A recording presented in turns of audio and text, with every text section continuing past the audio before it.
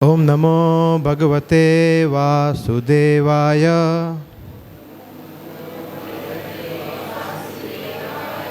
ओम नमो भगवते वासुदेवाय।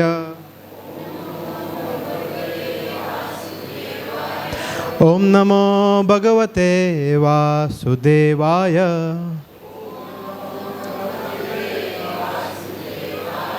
ओम अज्ञानतिमिरान्धस्य ज्ञानाञ्जनशलाकया चक्षुरुन्मीलितं येन तस्मै श्रीगुरुवे नमः। श्रीचैतन्यमनोभीष्टं स्थापितं येन भूतले स्वयं रूप कदा मह्यं ददाति स्वपदान्तिकं। वन्देऽहं श्रीगुरो श्रीयुतपदकमलं श्रीगुरून् वैष्णवांश्च श्रीरूपं साग्रजातं सहगण रघुनाथान्वितं त्वं सजीवं साद्वैतं सावधूतं परिजनसहितं कृष्णचैतन्यदेवं श्रीराधा कृष्णपादान् सहगण ललिता श्रीविशाखान्वितांश्च। नम ओं विष्णुपादाय कृष्णप्रेष्ठाय भूतले श्रीमते भक्ति वेदांत स्वामिनिति नामिने। नमस्ते सारस्वती देवे गौरवाणी प्रचारिणे निर्विशेष शून्यवादी पाश्चात्य देशतारिणे। हे कृष्णा करुणा सिंधो दीनबंधो जगतपते गोपेश गोपिकाकांत राधाकांत नमोस्तुते। तप्त कांचन गौरांगी राधे वृंदावनेश्वरी वृषभानुसुते देवी प्रणमामि हरिप्रिये। वाञ्छाकल्पतरुभ्यश्च कृपा सिन्धुभ्य एव च पतितानां पावनेभ्यो वैष्णवेभ्यो नमो नमः। जय श्री कृष्ण चैतन्य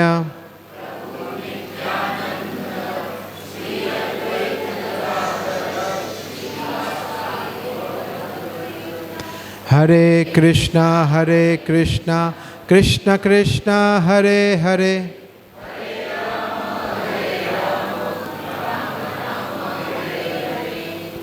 हरे कृष्णा।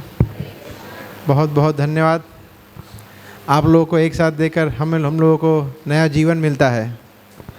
और मैं झूठ मूठ कर आपको सिर्फ प्रसन्न करने के लिए नहीं बोल रहा हूँ, दिस इज़ अ फैक्ट, है ना। जब हम कुर्सियाँ खाली देखते हैं तो हमें अच्छा नहीं लगता है ना।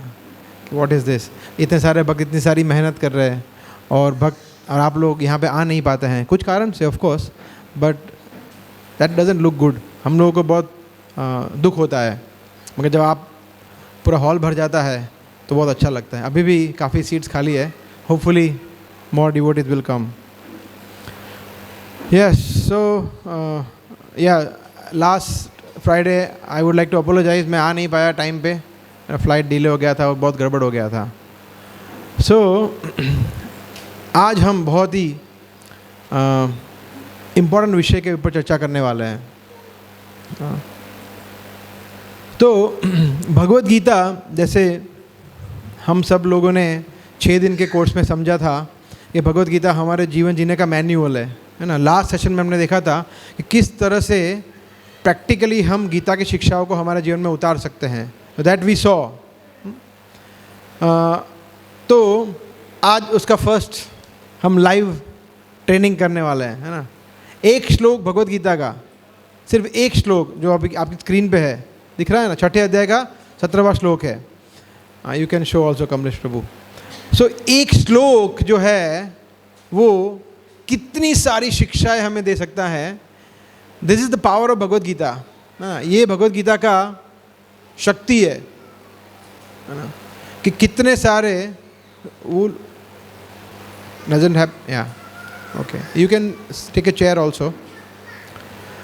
तो यहाँ पे हम एक श्लोक पे आज चर्चा करेंगे और नेक्स्ट फ्राइडे से हम क्या करने वाले हैं, नेक्स्ट फ्राइडे से हम भगवत गीता को चैप्टर वाइज शुरू करेंगे, है ना।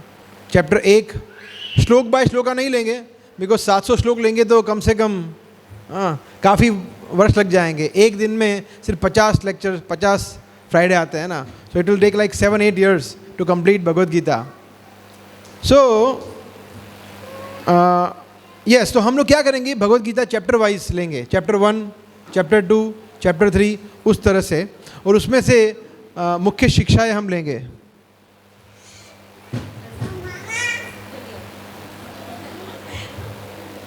इसको भी so we will take chapter wise sessions next Friday onwards. मगर आज हम उसका एक ट्रेलर लेंगे, है ना, कि एक श्लोक पे हम किस तरह से हमारे जीवन में बहुत सारी शिक्षाएं ले सकते हैं, वो आज हम देखेंगे। ठीक है, तो आप सब लोग मेरे पीछे प्लीज़ दोहराना। बहुत ही इजी है भगवद गीता। अगर हम, आपके सभी के पास गीता है जो हमने आपको दी हुई है भेंट के रूप में, तो अगर आप प्रभुपाद की भगवद गीता देखेंगे यथारूप, तो उसमें संस्कृत है, ठीक है, संस्कृत के नीचे वर्ड टू वर्ड मीनिंग होगा हर एक भाषा में, गुजराती, हिंदी, इंग्लिश, तो वो ब्रेकअप होता है और फिर उसके बाद अनुवाद और तात्पर्य है। तो उस तरह से गीता के श्लोक को, संस्कृत को, उसके अर्थ को समझना बहुत ही आसान कर दिया है प्रभुपाद ने, है ना। तो हम उसको रिपीट करेंगे, आप मेरे पीछे प्लीज़ दोहराइए।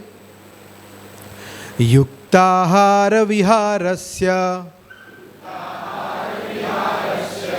युक्ताहार विहारस्य युक्तचेष्टस्य कर्मसु युक्तचेष्टस्य कर्मसु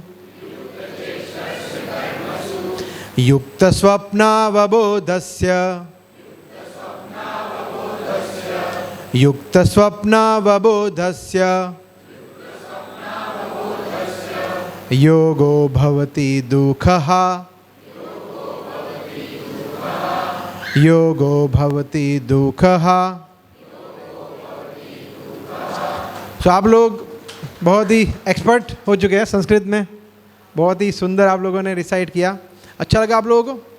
तो घर पे भी ये करना चाहिए, है ना। दिन में कम से कम एक श्लोक हम रिसाइट कर सकते हैं भगवद गीता का, राइट, अगर प्लास्टिक कवर खोला हुआ है तो, राइट, यस, वो कंडीशन है। यस, तो यहाँ पे बताया क्या है उसको आज हम समझेंगे, और जिसको हम, ये श्लोक को हम कहते हैं लाइफस्टाइल मैनेजमेंट श्लोका, कि हमारे जीवन को किस तरह से हमें मैनेज करना है, उसके लिए ये पूरा श्लोक है। This is the shloka how we can manage our life. Okay, सबसे पहले ट्रांसलेशन पढ़ेंगे। जो व्यक्ति, मैं हिंदी में पढ़ रहा हूँ, जो व्यक्ति अपनी आदतों में नियमित है, कौन सी आदतें बता रहे हैं, ईटिंग, खाने की आदतें, है ना।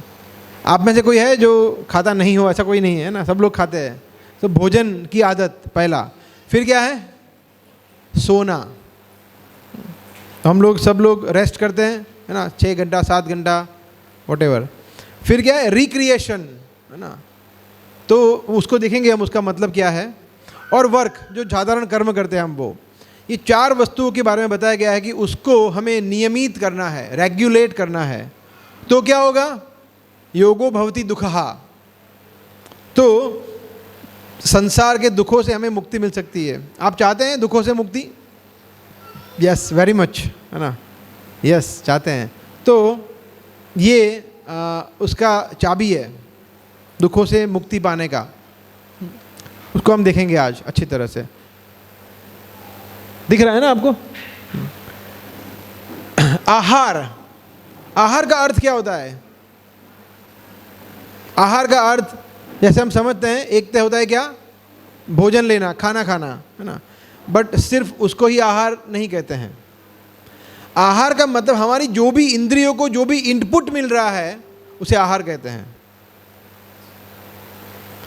आंखों के लिए आहार क्या है? देखना, है ना, कोई भी दृश्य देखना, वीडियो, ऑडियो, लाइव, जो भी आप देख रहे हैं, होर्डिंग देख रहे हैं, घर पे किसी को देख रहे हैं, बाहर किसी को देख रहे हैं, वो आंखों के लिए आहार है। त्वचा के लिए आहार क्या है?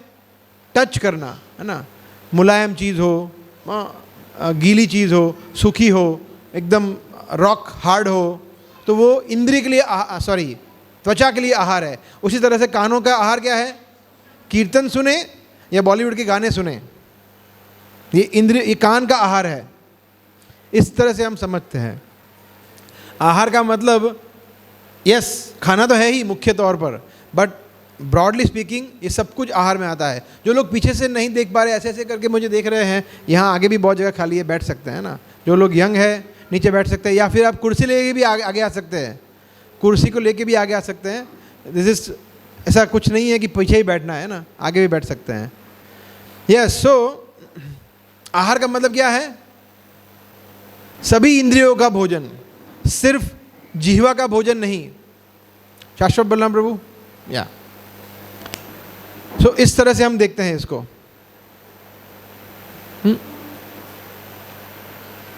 तो इसको क्या करना है? हमें युक्त करना है। युक्त का मतलब होता है रेगुलेट, नियमित करना है। सभी इंद्रियों को जो इनपुट मिल रहा है उसको रेगुलेट करना है ना। अभी हमारा कंप्लीटली इरेगुलेटेड है ना, कुछ भी खाते हैं, कुछ भी देखते हैं, कुछ भी सुनते हैं। कृष्ण क्या कहते हैं कि अगर आपको दुखों से निवृत्ति चाहिए, अगर आपको वास्तविक सुख की और आगे बढ़ना है, तो क्या करना पड़ेगा? रेगुलेट करना पड़ेगा। ये बहुत इंपॉर्टेंट है। तो उसको देखेंगे हम डिटेल में। अभी हम एक एक वर्ड का अर्थ समझ रहे हैं ब्रीफ में, फिर उसको चर्चा करेंगे डिटेल में आगे। इनको ले जाइए प्लीज़, है ना। विहार, विहार का मतलब क्या है? रिक्रिएशन। रिक्रिएशन को हम कैसे समझे? देखिए, रिक्रिएशन जो है एक तरह से लोग उसको समझते हैं एंटरटेनमेंट। एंटरटेनमेंट है ना, रिक्रिएशन मतलब क्या है? बड़ा मनोरंजन, है ना। तो यहाँ पे मनोरंजन की बात नहीं चल रही है। रिक्रिएशन में बात चल रही है कि हम, आप लोग 8 घंटा 10 घंटा काम करते हैं, कार्य करते हैं, गृहिणी है, स्टूडेंट है, बिजनेस ओनर है, जो भी है, फिर थक जाते हैं। थकते हैं नहीं थकते? वो थकान को दूर भगाने के लिए जो आप करते हो, दैट इज़ रिक्रिएशन। जैसे आपने परिवार के साथ बातें की, किसी फ्रेंड से बातें की, या फिर आप कुछ बुक्स पढ़े, आपने एक अच्छा सा शावर लिया, स्नान किया, इसको कहते हैं रिक्रिएशन। रिज्यूविनेट होते हैं आप, ताकि आप और अच्छा कार्य कर सके, सेवा कर सके। आनंद, बोला कंटाला आ रहा है, मूवी देखने गए, उसको रिक्रिएशन नहीं बोलते हैं। समझ रहे? रिक्रिएशन का मतलब आनंद प्रमोद नहीं है, उसका मतलब है रिज्यूविनेशन। और ये कितना ज़रूरी है? ये ज़रूरी है या नहीं है? क्योंकि हम लोग थक जाते हैं ना। तो जैसे समझ लीजिए कि जैसे यहाँ पर उदाहरण लिया है कुएं का, वेल। एक कुआं होता है गांव में, आपने कितने लोगों ने कुआं देखा है ना? अरे सब लोगों ने देखा हुआ है, राइट। तो कुएं में से पानी निकालते हैं, राइट। तो अगर सोचिए कि मान लो कि 24 घंटे कुएं में से पानी निकाल ही रहे, तो क्या होगा? फिर निकलेगा पानी 2-3 दिन के बाद, तो ख़त्म। वो कुएं को रिज्यूविनेट तो होने देना पड़ेगा ना, तभी पानी बाहर आएगा, है ना। अंदर से निकालेंगे तो बाहर आएगा, निकालेंगे तो उसको समय भी देना पड़ेगा। उसी तरह हमें भी अपने आप को समय देना पड़ता है रिज्यूविनेशन के लिए। किस तरह से वो करेंगे वो अभी हम आएंगे थोड़ी देर के बाद। बट कहने का मतलब है कि जो रिक्रिएशन है, जो हमें अपने आप को एक शक्ति देनी है, उसके लिए भी हमें रेगुलेट करना पड़ेगा। मतलब कुछ रेगुलेशन मतलब कैसे कि जैसे फॉर एग्जांपल बोला मूड है, बोला बहुत थक गए, स्ट्रेस है, तो बोला रील देखेंगे। ये रिक्रिएशन नहीं है, ये रेगुलेटेड नहीं है, ये इरेगुलेटेड है। ऐसा नहीं करना चाहिए। फिर कृष्ण क्या कहते हैं? युक्त आहार विहारस्य युक्त चेष्टस्य कर्मसु। चेष्टस्य, चेष्टस्य मतलब बॉडीली मेंटेनेंस एक्टिविटी, है ना, जो आप रोज़ करते हैं। कौन उदाहरण दे सकते हैं कोई? हमारे शरीर को मेंटेन करने के लिए हम क्या क्या चीज़ें करते हैं? बोलिए। हाँ, खाना खाते तो आ गया, चलो ठीक है। उसके अलावा ये थोड़ा ठीक है, एक्सरसाइज, ओके। और सिंपल चीज़ है, सांस लेते हैं। मैं आपको एग्जाम्पल देता हूँ। ब्रश करते हैं, हाँ, नहाते हैं, हाँ। तो इस तरह से जो एक्टिविटीज़ है, जो रूटीन, या फिर आप तैयार होते हैं, कपड़े पहनते हैं, हाँ, फिर आप यहाँ से कहीं जाते हैं, तो और शरीर को मेंटेन करने के लिए जो भी करते हैं उसमें एक्सरसाइज आ जाता है, ऑफ कोर्स। तो इसको कहते हैं चेष्टस्य। तो उसको भी रेगुलेट करना चाहिए, है ना। जैसे कुछ लोग होते हैं, बोला बहुत ठंडी है, आज नहाना नहीं है, चलेगा? ऐसा नहीं चलेगा, है ना। तो उसको रेगुलेट करना है, मतलब बिल्कुल, या फिर ऐसा हो कि भाई दिन में 10 बार पढ़े ही रहते हैं, 2-2 घंटा नहाते हैं, ऐसा भी नहीं, रेगुलेट करना है, राइट। तो यहाँ पे कृष्ण ये कह रहे हैं युक्त चेष्टस्य। नेक्स्ट इज कर्म, युक्त चेष्टस्य कर्मसु, है ना। यहाँ पे हमने देखा ना श्लोक, युक्त आहार विहार से युक्त चेष्ट, तो आहार हो गया, विहार मतलब क्या, रिक्रिएशन, फिर युक्त चेष्टस्य, चेष्ट रूटीन एक्टिविटीज, फिर कर्म प्रिस्क्राइब ड्यूटीज। कर्म का मतलब है प्रिस्क्राइब ड्यूटीज। एसेंशियली स्पीकिंग निहित कर्म हिंदी में बोलते हैं। निहित कर्म का मतलब हमारे वर्णाश्रम के अनुसार होता है, अकॉर्डिंग टू आवर वैदिक कल्चर, ब्राह्मण क्षत्रिय वैश्य शूद्र, उसके अनुसार होता है। मगर अभी तो वर्णाश्रम धर्म का पालन कोई कर नहीं रहे हैं इतना। तो हमारे लिए ऐसा है कि भाई कोई स्टूडेंट है, कोई बिजनेसमैन है, कोई जॉब करते हैं, कोई गृहिणी है, वो ड्यूटीज़ की बात कर रहे हैं हम, है ना। जो आप कर्म कर रहे हैं, जो आप रूटीन में जॉब कर रहे हैं, बिजनेस कर रहे हैं, उसको रेगुलेट करना है ना, जो बहुत मुश्किल है ना करना, है ना। लोग 16-16 घंटे काम करते हैं, वर्काहॉलिक, है ना। ऐसा नहीं करना चाहिए, है ना।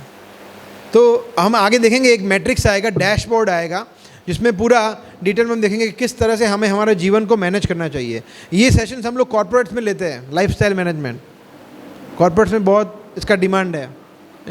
सो we devotees we take this in corporate setup. तो ये, बट ये ऑफ कोर्स सिर्फ उनके लिए नहीं है, हम सबके लिए ये इतना ही इंपॉर्टेंट है, ठीक है। अच्छा, प्रिस्क्राइब एक्टिविटीज़ जो है उसमें ऑल ड्यूटीज आ जाती है। ऐसा नहीं है, जैसे फॉर एग्जांपल मान लीजिए कि बोला देखिए लेक्चर में सुना था कि हमारे कर्म को रेगुलेट करना है, तो मैं अभी जो जॉब करूँगा ना एकदम फर्स्ट क्लास करूँगा, सब कुछ सही करूँगा, मगर घर पे मैं एकदम अच्छी तरह से बिहेव नहीं करूँगा। या फिर मैं एक अच्छा पिता बनूँगा, अच्छा पति नहीं बनूँगा, मैं एक अच्छा पुत्र बनूँगा, अच्छा हस्बैंड नहीं बनूँगा। ऐसा नहीं, जो भी हमारी ड्यूटीज़ है, चाहे वो हमारे घर के अंदर ड्यूटी है, परिवार में ड्यूटी है, चाहे हमारी वर्क प्लेस में हमारा ड्यूटी है, सबको रेगुलेट करना है। ये बहुत इंपॉर्टेंट है।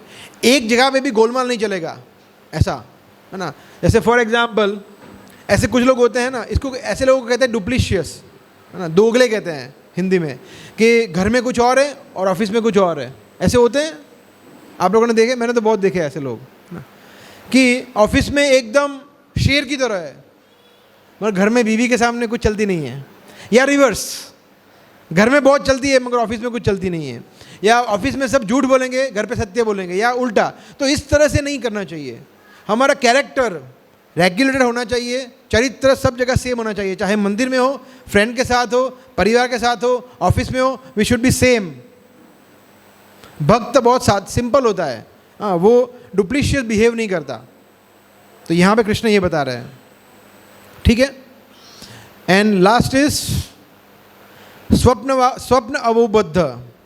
इसका मतलब है सोना और जगना, स्लीप एंड वेकफुलनेस। तो ये तो बहुत इजी है समझना, है ना, कि कितना घंटा सोना है, कितना घंटा जगना है। 12 घंटा सोना है, 12 घंटा जगना है, राइट? नहीं, है ना। सो वी स्लीप, उस पर डिटेल करेंगे आगे चर्चा, अभी हम नहीं ले रहे, बट इसको भी रेगुलेट करना है, ये सिद्धांत समझना है। तो जो लोग अभी अभी आए हैं, है ना, उनके लिए मैं थोड़ा रिवीजन कर लेता हूँ 1-2 मिनट में। हम भगवद गीता के ये श्लोक की चर्चा कर रहे हैं। ये फर्स्ट स्लाइड है, युक्त आहार विहारस्य युक्त चेष्टस्य कर्मसु युक्त स्वप्नावबोधस्य योगो भवति दुःखः, 6:17। घर पे जाके आप सभी लोग ये श्लोक पढ़ना, पूरा तात्पर्य के साथ, प्रभुपाद के तात्पर्य के साथ पढ़ना। आज एक श्लोक पढ़ना ही है ना, घर पे जाके।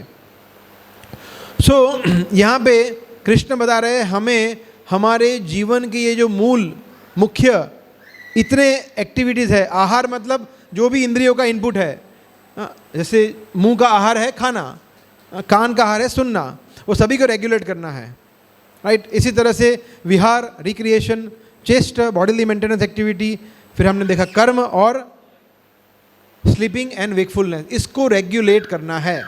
ये कृष्ण बता रहे हैं ऐसा, ठीक है, okay.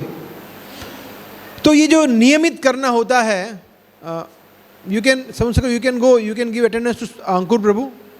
Ankur Prabhu you can stay back, किसी नए भक्त आ रहे तो उनका अटेंडेंस ले सकते हैं। और यहाँ पे आप देख लेना 30 मिनट चली ना जाए। रेगुलेशन जो है वो 3 लेवल पे होता है। नियमित करना मतलब क्या? 3 इंपॉर्टेंट फैक्टर है। सबसे पहला है समय, समय, दूसरा है क्वांटिटी, है ना, कितनी मात्रा में करना है वो, और तीसरा है क्वालिटी, गुण कैसा होना चाहिए, है ना। तो अभी आप सभी चीज़ को ये 3 फैक्टर्स में डिवाइड करो, खाना, खाने का समय, खाने का क्वांटिटी, खाने का कैसा होना चाहिए खाना। सिमिलरली कर्म, सब कुछ चीज़ ये 3 फैक्टर में आता है। तो नियमित करना मतलब क्या, ये 3 वस्तु में हमें उसको देखना है, ठीक है। तो हम एक उदाहरण से उसको समझते हैं। सबसे पहले उदाहरण लेते हैं, यही खाने का ही लेते हैं, फूड, खाने का। तो देखो आयुर्वेद के अनुसार, है ना, हम यहाँ पे भूलोक पे जो जहाँ पे है, तो हमारे इष्ट देव है, हमारी आयु के लिए इष्ट देव जो है वो कौन है, किसी को पता है? सूर्य देव। जो आयु, हमारी पूरी आयु, एक्चुअली सूर्य देव ऐसे देवता हैं जो साक्षात हमें देख रहे हैं, हमेशा देखते हैं, वो कभी अदृश्य नहीं होते हैं, राइट। और हम भी देख सकते हैं उनको, है ना। तो सूर्यदेव जो है वो पूरा साइंटिफिकली देखा जाए तो वो पूरा साइकिल सूर्यदेव ने बनाया है, और सनराइज एंड सनसेट उसके मुताबिक हमारी सभी एक्टिविटी होनी चाहिए। यस, ये एक कंक्लूजन है अकॉर्डिंग टू आयुर्वेदा। आप में से ये विशाल प्रभु आयुर्वेदिक डॉक्टर है, right, homeopathy doctor, your homeopathy doctor, right, but you are still doctor हैं, और आप भी डॉक्टर है ना। तो ये बताया गया है कि भोजन जो है, भोजन खाना खाना जो होता है वो सूर्य की उपस्थिति में ही करना चाहिए। सूर्योदय के पहले नहीं करना चाहिए, सूर्यास्त के बाद नहीं खाना करना चाहिए, है ना। मगर हम तो ऐसा कुछ फॉलो नहीं करते, बोला आने दो जो भी आता है ना। 11 बजे जगते हैं, बोला आज भजिया खाना का मन कर रहा है, चलो भजिया खाने जाते हैं, या फिर वाइफ को बोलते हैं कि कुछ मीठा बनाओ। सो ऐसा, तो यस ऐसा कर सकते हैं, प्रॉब्लम नहीं है। सूर्यदेव आएंगे नहीं, आपको भस्म नहीं कर देंगे, क्यों मेरा रूल तोड़ दिया, भस्म कर देता हूँ, नहीं, ऐसा नहीं करेंगे।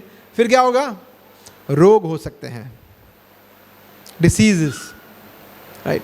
सो एनीवे उस पर हम अभी आएंगे, बट सूर्योदय और सूर्यास्त के मुताबिक हमारा भोजन होना चाहिए। सो जनरली 7 बजे के बाद नहीं खाना चाहिए,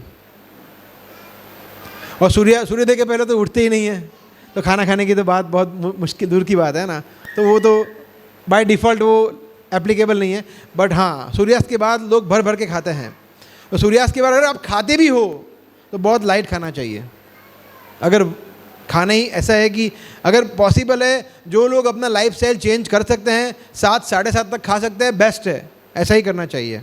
मगर अगर ऑफिस से लेट आते हैं कुछ भी कारण से, तो फिर 9 बजे 10 बजे भर पेट 4 रोटी और पुलाव और रायता और गुलाब जामुन, ऐसा नहीं भर भर के खाना चाहिए। हमने 6 दिन आपको सर्व किया, वो अलग बात थी, हाँ। आप ऐसा मत बोलना कि आप लोगों ने तो खिलाया, है ना, बट दैट वाज, अगर हम आपको प्रसाद अच्छा नहीं देते तो आप लोग चले जाते हैं, तो आपको रिटेन करने के लिए वो हमारा स्ट्रेटेजी था। बट आइडियली ऐसा नहीं करना चाहिए, है ना, हमें घर पे ऐसा नहीं करना चाहिए। वंस इन ए वाइल कभी ठीक है, बट रूटीनली हमें प्रयास करना चाहिए कि हमारी आहार सूर्योदय सूर्यास्त के अनुसार हो, तो हम स्वस्थ रहेंगे। ऐसा क्वांटिटी, ये बहुत इंपॉर्टेंट है ना भाई, मुद्दे की बात आई। बोला क्वांटिटी वो क्या होता है, बोला जब तक भूख है तो खाने का, जब यहाँ तक, सॉरी यहाँ तक नहीं, यहाँ तक भर जाए फिर बंद कर देने का, उतना खाने का। आप लोग मेरे साथ एक एक्टिविटी करेंगे, अपनी मुट्ठी को ऐसे करो सब लोग, है ना।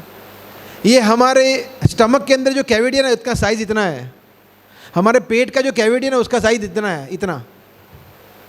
और हमारी प्लेट का साइज़ कितना होता है, वाह, ऑफ कोर्स ये एक्सपांड हो सकता है, मतलब उसको हम एक्सपांड करें ऐसा भी नहीं होना चाहिए। मतलब कहने का मतलब ये कि कम खाना चाहिए, अत्याहार नहीं करना चाहिए। अत्याहार जो है वो एक बहुत बड़ा शत्रु है, हमारे स्पिरिचुअल लाइफ के लिए भी, इमोशनल लाइफ के लिए भी, फिजिकल लाइफ के लिए भी। यहाँ पे एक सेंटेंस आपने दिखा है, पहले देखा, more disease because of overeating then, ये सच है, कितने लोग अग्री करते हैं फर्स्ट सेंटेंस से, है ना, कि ज़्यादा रोग किससे होते हैं, ज़्यादा खाने से, है ना। कुपोषण से रोग कम होते हैं। लोग उल्टा मानते हैं ना कि देखो बेचारे को खाने नहीं मिल रहा है, रोगी है। नहीं, जो भर भर के खा रहे हैं वो ज़्यादा रोगी है। McDonald's, Subway, United states of America में ये मेन रीज़न है। मैं फार्मास्यूटिकल बैकग्राउंड से हूँ तो मैं तो ये बोल सकता हूँ खुलेआम, है ना। Lifestyle diseases they are topping the charts, जिसमें आता है डायबिटीज़, कार्डियोवास्कुलर, ऐसे बहुत सारे हैं। अगर आप ठीक से खा नहीं रहे हैं, जंक फूड खा रहे हैं, खाने का क्वांटिटी, टाइम, ये तीनों चीज़ें रेगुलेटेड नहीं है, मतलब आपको रोग होना ही होना है। कैंसर, हार्ट अटैक, स्ट्रोक, जो भी बड़े बड़े टॉप क्वालिटी के रोग है सब होंगे, क्योंकि खाने पे कंट्रोल ही नहीं है। सही है ये? कितने लोग अग्री करते हैं ये बात से? रोग इसीलिए होते हैं बिकॉज हमें कंट्रोल नहीं है हमारी जीवा पे।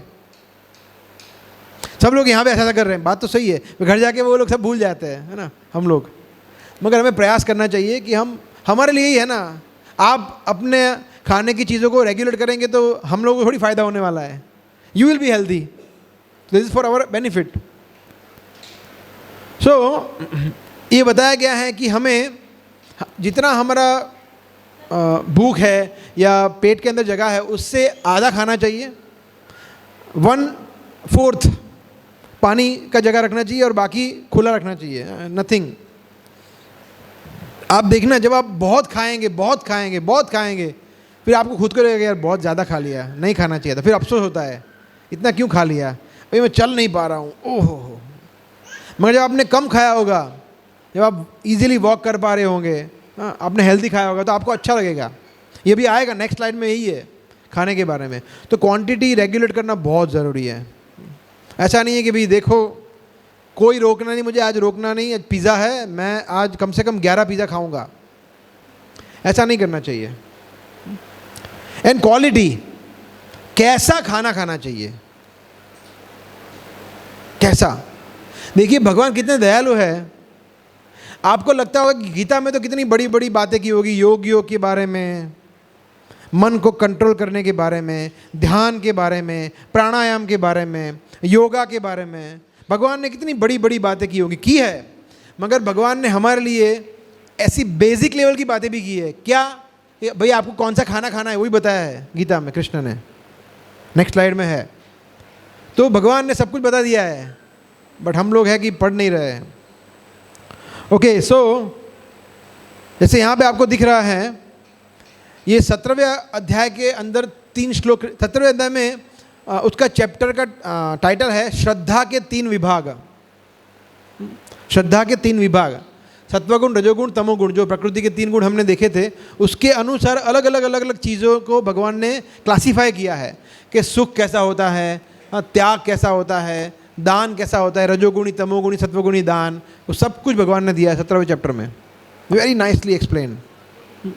तो अभी हम उस पर आहार पे आएंगे। आयु सत्व बलारोग्य सुख प्रीति विवर्धना रस्या स्निग्ध स्थिरा हृदया आहारा सात्विका प्रिया। यहाँ बताया है कि सात्विक प्रिया, सात्विक मतलब सत्वगुणी लोग, प्रिया, सत्वगुणी लोग जो होते हैं उनको कैसा आहार, कैसा भोजन पसंद है, उनको कैसा खाना प्रिय लगता है, वो कैसा है। कृष्ण कहते देखो ऐसा है, कैसा। तो उसमें भगवान ने 2 चीज़ बताई है कि ऐसा खाना कैसा होता है, यहाँ बताया है रस्या स्निग्धा स्थिरा हृदया, 4 चीज़ें बताई है। और ऊपर जो बताया है वो बताया है कि ये सब ऐसा खाना खाने से क्या फ़ायदा होगा, वो बताया है। तो देखेंगे अभी हम, ट्रांसलेशन है, foods dear to those in the mode of goodness increase. So सबसे पहला क्या है कि अगर हम ऐसा खाना खाएंगे, सत्वगुणी आहार करेंगे, तो क्या होगा, फ़ायदा क्या होगा। सबसे पहले होगा आयु। आयु का मतलब क्या होता है, उम्र, हमारी उम्र, एज बढ़ेगी। कितने लोग चाहते हैं कि आप लोग ज़्यादा लंबा जिए? कोई नहीं चाहता है ना, सब लोग लंबा जीना चाहते हैं ना, आयु बढ़ाना चाहते हैं ना, घटाना चाहते हैं, मतलब बहुत हो गया बस अभी 10 साल तो बहुत हो गया, ऐसा नहीं 100 साल जीना है, आयु बढ़ाना चाहते हैं हम लोग। तो आयु अगर बढ़ानी है, सात्विक खाना खाना चाहिए, कृष्ण कहते हैं। फिर सत्व, अगर आपको कॉन्शियसनेस, चेतना आपकी शुद्ध करनी है कि आप पाप कर्म ना करें और अच्छे कर्म करें, तो कैसा खाना खाना चाहिए, सत्वगुणी। फिर बल, वो आर्टिफिशियल जिम में जाके बनाए हुए वो नहीं, रियल स्ट्रेंथ, शारीरिक बल चाहिए, मानसिक बल चाहिए, तो सात्विक खाना खाना चाहिए, कृष्ण कहते हैं। और आरोग्य, हेल्थ, 80 साल 90 साल 100 साल जिए, बट उसमें से 50 साल तो रोगी रहे, तो कोई फ़ायदा है? हेल्दी जीना है तो भी सात्विक। तो ये चार ही हमारे मेनली ऑब्जेक्टिव होते हैं ना, सही है ना, कि हमें बल चाहिए, आयु चाहिए, हेल्दी लाइफ चाहिए, और क्या चाहिए? सत्वगुणी, है ना, अच्छा कॉन्शियस अच्छा चाहिए। तो ये हमारा जनरल एक्सपेक्टेशन होता है। तो अगर ऐसा हमें चाहिए तो सत्वगुणी आहार करना चाहिए, कृष्ण कहते हैं। और वो सत्वगुणी आहार कैसा होता है बता रहे हैं, रस्या, जूसी, जिसमें रस हो, है ना। फिर स्निग्धा, स्निग्ध का मतलब क्या होता है? फैटी, है ना, जो स्निग्ध हो, स्निग्ध का मतलब रस दलदार हो, फैटी हो, ऐसा। फिर स्थिरा, होलसम हो, है ना, होलसम, होलसम का मतलब जैसे अभी हम देखेंगे उसमें कौन कौन से आहार आते हैं। और हृदया, और हृदय को प्रसन्न करने वाले हो, ऐसे, जिसमें मेनली आता है फ्रूट्स, वेजिटेबल्स, पल्सिस और अन्न, ये आता है। अगर ये हम खा रहे हैं तो सात्विक खा रहे हैं, बट अभी भी कंडीशन सप्लाई है, रुकिए। मगर ये ऑफ कोर्स फ्रूट्स तो सात्विक में ही आते हैं, फ्रूट्स को हम कुछ नहीं कर सकते, मगर रोटी को जला के, जलाई हुई रोटी खा सकते हैं जो सत्वगुण में नहीं आती है। या रोटी, कल की रोटी आज खा सकते हैं, वो सत्वगुण में नहीं आती है, आप समझ रहे हैं? या एकदम वो भी आएगा नेक्स्ट दो रजोगुणी तमोगुणी में। बट जनरली स्पीकिंग शाकाहारी भोजन जो रसदार हो, सात्विक हो, जो फैटी हो, होलसम हो, जो हृदय को प्रसन्न करने वाला हो, ऐसा सत्वगुणी आहार हमें लेना चाहिए। दूसरा, अभी ये आप लोग श्लोक देख के डर मत जाना, बिकॉज ये हमारे लिए है ना, हम लोग ऐसा खाना पसंद करते हैं। बोला हाँ ये तो मेरे लिए ही है, सही है, देखना अभी, ठीक है। ट्रांसलेशन लेते हैं। कट्व, कट्व का मतलब है टू बिटर, बहुत कड़वा। फिर टू सावर, बहुत खट्टा। सॉल्टी, सॉल्ट वाला। हॉट, एकदम गर्मा गर्म, बहुत गर्मा गर्म, मतलब इन सेंस तीखा। एंड पंजेंट, है ना, जो कहाँ मिलता है? मैकडोनल्ड्स में मिलता है, सबवे में मिलता है, पानीपुरी के ठेले पे मिलता है, वड़ा पाव, दाबेली, ये सब इसमें आता है। सब कुछ, पिज़्ज़ा, पास्ता, जो भी आप बोलो, सब रजोगुणी आहार में आता है, ऐसा, ठीक है। तो ऐसे आहार से बचना चाहिए हमें, ठीक है। अभी आप कभी कभी आपने कहीं गए, खा लिया दर्शों के, बट रूटीनली हमें नहीं खाना चाहिए ऐसा। और इससे क्या होता है, क्या बताया है यहाँ पे? सो कट्व, अम्ल, अवणा, त्युष्ण, तीक्ष्ण, रुक्ष, विदाहीनः। और रुक्ष, रुक्ष मतलब होता है ड्राई, जिसमें कोई रस नहीं है, ड्राई। जैसे ब्रेड, ब्रेड में कोई रस होता है? कोई रस नहीं आता है उसमें। तो ब्रेड एकदम परफेक्ट एग्जाम्पल है ड्राई का, ड्राई है, तो ऐसा। फिर तो यहाँ बताया गया है, ऊपर बताया गया है कि ये आहार से हमें क्या मिलता है? आयु, बल, सत्वगुण, फिर आरोग्य, सुख, ये सब मिलता है, सही है। यहाँ पे क्या मिलता है, कोई फाइंड कर सकता है? जवाब है इसके अंदर, लास्ट पार्ट है ना वो, दुख, शोक एंड अमय। दुख, शोक, अमय। दुख का मतलब क्या है? दुख। शोक का मतलब ओहो, गिल्टी होना, लेमेंटेशन। और अमय का मतलब है रोग। अगर ऐसा खाएंगे रजोगुणी आहार तो हमें दुख होगा कि नहीं खाना चाहिए था, क्यों? फिर शोक होता है, जैसे किसी ने बहुत खट्टा खा लिया या बहुत तीखा खा लिया, फिर एसिडिटी होती है, बोला नहीं खाना चाहिए था, ओहो हो, फिर पूरी रात सो नहीं पाएंगे, है ना। तो फिर ऐसा होता है, गिल्टी होता है। या बहुत ज़्यादा खा लिया रजोगुणी आहार, तो और फिर रोग तो होते ही हैं, है ना। Thanks to McDonald's, thanks to और junk food, big chains, Taco Bell, this that whatever, भर भर के लोग डिसीज़ हो रहे हैं, रोग हो रहे हैं, और डॉक्टरों की दुकानें चल रही है, फार्मास्यूटिकल्स की दुकानें चल रही है। तो अगर हम चाहते हैं कि हमें ऊपर वाली जो चीज़ें मिले और नीचे वाली ना मिले, दुख रोग और शोक, दुख रोग शोक ना मिले, तो सत्वगुणी आहार खाना चाहिए। ठीक है। तीसरा,